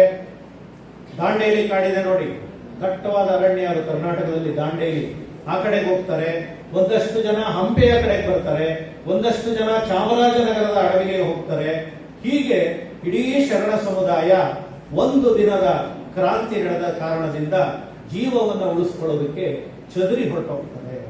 ಬಸವಣ್ಣ ಕೂಡಲ ಸಂಗಮದಲ್ಲಿ ಹೋಗಿ ಇದೇ ಕೊರಗಿನಿಂದ ನನ್ನಿಂದ ಶಿವಶರಣರ ಹತ್ಯೆ ಆಯಿತು, ಅರಸರ ಹತ್ಯೆ ಆಯಿತು, ಜನಸಾಮಾನ್ಯರ ಹತ್ಯೆ ಆಯಿತು ಅಂತ ಕೊರಗಿನಿಂದ ಕೊರಗಿ ಅವನು ಕೂಡಲ ಸಂಗಮದಲ್ಲಿ ಪ್ರಾಣ ಬಿಟ್ಟ ಅಂತ ಹೇಳಿ ಮುಂದಿನ ಅನೇಕ ಕವಿಗಳು ಉಲ್ಲೇಖವನ್ನ ಮಾಡಿದ್ದಾರೆ. ಹೀಗಾಗಿ 1167 ಜುಲೈ 19ನೇ ತಾರೀಕು ಬಸವಣ್ಣ ಪ್ರಾಣವನ್ನ ಬಿಟ್ಟ ಅನ್ನುವಂಥ ದಾಖಲೆಗಳು ನಮಗೆ ಸಿಗ್ತವೆ. ಅದರಲ್ಲೂ ಕೂಡ ಅನೇಕ ಚರ್ಚೆಗಳು ಇವೆ. ಎಷ್ಟು ವರ್ಷ ಬದುಕಿದ್ದ ಬಸವಣ್ಣ ಅನ್ನೋದು ಕೂಡ ಚರ್ಚೆ ಇದೆ. ಬಹುತೇಕರು ಅವನು ಬದುಕಿದ್ದು 28 ವರ್ಷ ಅಂತ ಹೇಳ್ತಾರೆ. ಆದ್ರೆ ಕೆಲವರು 28 ವರ್ಷಕ್ಕೆ ಇಷ್ಟು ದೊಡ್ಡ ಕ್ರಾಂತಿಯನ್ನ ಮಾಡೋದಕ್ಕೆ ಸಾಧ್ಯ ಇಲ್ಲ ಅಂತ ಹೇಳ್ತಾರೆ. ಬಸವನಾಳ ಮುಂತಾದಂತ ವಿದ್ವಾಂಸರು 61 ವರ್ಷ ಬದುಕಿದ್ದ ಬಸವಣ್ಣ ಅಂತ ಹೇಳ್ತಾರೆ. ಅದಿನ್ನೂ ಚರ್ಚೆ ನಡೀತಾನೆ ಇದೆ. ಎಷ್ಟು ವರ್ಷ ಬದುಕಿದ್ದ ಏನೋ ಒಟ್ಟಲ್ಲಿ ಬಸವಣ್ಣ ಇದ್ದ ಅನ್ನೋದಂತೂ ಸತ್ಯ. ಈ ಕೆಲಸ ಮಾಡ್ದ ಅನ್ನೋದಂತೂ ಸತ್ಯ. ನಮಗೆ ಆದರ್ಶವಾಗಿ ನಿಂತ ಅನ್ನೋದಂತೂ ಸತ್ಯ. ಆದ್ರೆ ಆ ಬಸವಣ್ಣನ ಕೆಲಸಕ್ಕೆ ಆಗಲೂ ಅಡ್ಡಗಾಲ ಆಯ್ತು, ಈಗಲೂ ಅಡ್ಡಗಾಲ ಆಗ್ತಿದೆ ಅನ್ನೋದು ಕೂಡ ಸತ್ಯ. ಇದನ್ನು ನಾವು ನಿರಾಕರಣೆ ಮಾಡೋದಕ್ಕೆ ಸಾಧ್ಯನೇ ಇಲ್ಲ. ಅನೇಕ ಈ ಬಸವಣ್ಣ 1415 ವಚನಗಳು ಬಸವಣ್ಣನವು ಇದುವರೆಗೆ ಸಿಕ್ಕಿವೆ. ಇವನು ಲಕ್ಷಾಂತರ ವಚನಗಳನ್ನ ಬರೆದಿದ್ದಾನೆ ಅನ್ನೋ ದಾಖಲೆಗಳು ಸಿಗ್ತವೆ. ಆದ್ರೆ ವಚನಗಳು ಸಿಕ್ಕಿಲ್ಲ ನಮಗೆ. ಹಸ್ತಪ್ರತಿಗಳನ್ನ ಎತ್ಕೊಂಡು ಹೋದಂತಹ ಶರಣರು ಅವು ಎಲ್ಲೆಲ್ಲಿ ಹೋಗಿ ಸೇರ್ತದೋ ತಾಳೆಗರಿಗಳ ಆಯಸ್ಸು 200 ರಿಂದ 250 ವರ್ಷ. ಬರೆದಿದ್ದೆಲ್ಲ ನೀವು ತಾಳೆಗರಿಗಳನ್ನ ಒಂದ್ ಕಡೆ ಇಟ್ರೆ ಒಂದು 50 ವರ್ಷಕ್ಕೆ ಅದು ಹುಳು ತಿಂದು ಪುಡಿಯಾಗಿ ಹೋಗ್ತವೆ. ಆ ರೀತಿ ಅನೇಕ ಸಾವಿರಾರು ವಚನಗಳು, ಲಕ್ಷಾಂತರ ವಚನಗಳು ಮಣ್ಣಲ್ಲಿ ಸೇರಿ ಹೋಗಿವೆ. ನಮಗೆ ಸಿಕ್ಕಿದ್ದು ಮಾತ್ರ ಈಗ ಇಷ್ಟು ವಚನಗಳು. ಸುಮಾರು 23,000 ವಚನಗಳು ಈಗ ಒಟ್ಟು ನಮಗೆ ಎಲ್ಲರಿಂದ ಸಿಕ್ಕಿವೆ. ಅದನ್ನ ಎಂ ಕಲಬುರ್ಗಿ ಅನ್ನೋ ವಿದ್ವಾಂಸರು ಬಹಳ ಶ್ರಮಪಟ್ಟು ಸಮಗ್ರ ವಚನ ಸಂಪುಟ ಅಂತ ಹೇಳಿ 14 ಸಂಪುಟಗಳನ್ನ ಸರ್ಕಾರಕ್ಕೆ ಒತ್ತಾಯ ಮಾಡಿ ಪ್ರಕಟಣೆ ಮಾಡಿದ್ದಾರೆ. ದಿನೇ ದಿನೇ 1, 2, 3 ಅನೇಕ ವಚನಗಳು ಹೊಸದಾಗಿ ಸಿಗ್ತಾ ಇವೆ. ಹೇಗೆ ಸಿಗ್ತಾ ಇವೆ ಅಂದ್ರೆ, ನಿಮ್ಮ ಮನೆ ಪೆಟ್ಟಿಗೆಯಲ್ಲಿ ಯಾವುದೋ ತಾಳೆಗರಿ ಸಿಗುತ್ತೆ, ಅದರಲ್ಲಿ ಒಂದು ವಚನ ಇರುತ್ತೆ ಹೊಸದು. ಯಾವುದೋ ಮಠದ ಒಳಗಡೆ ಒಂದು ಹಸ್ತಪ್ರತಿ ಸಿಗುತ್ತೆ, ಅದರಲ್ಲಿ ವಚನ ಇರುತ್ತೆ. ಯಾವುದೋ ಬಾವಿ ತೋಡಿಸುವಾಗ, ಮಣ್ಣು ತೋಡುವಾಗ, ಅಲ್ಲಿ ಮನೆ ಬಿದ್ದಾಗ ಗೋಡೆಯಲ್ಲಿ ಹಸ್ತಪ್ರತಿಗಳು ಸಿಗ್ತವೆ. ಅದರಲ್ಲಿ ಕೆಲವು ವಚನಗಳು ಈ ರೀತಿ ಸಿಗ್ತಾ ಹೋಗ್ತಾ ಇದೆ. ಹೀಗಾಗಿ ಇದುವರೆಗೆ ಬಸವಣ್ಣನ ವಚನಗಳು 1415 ವಚನಗಳು ಈಗ ಸಿಕ್ಕಿವೆ. ಮುಂದೆ ಇನ್ನೂ ಹೆಚ್ಚು ಸಿಗಬಹುದು. ಈಗ ಸಿಕ್ಕಿರೋ ವಚನಗಳಿಂದಲೇ ಬಸವಣ್ಣ ದೊಡ್ಡ ಒಂದು ಸಮಾಜವಾದಿಯಾಗಿದ್ದ.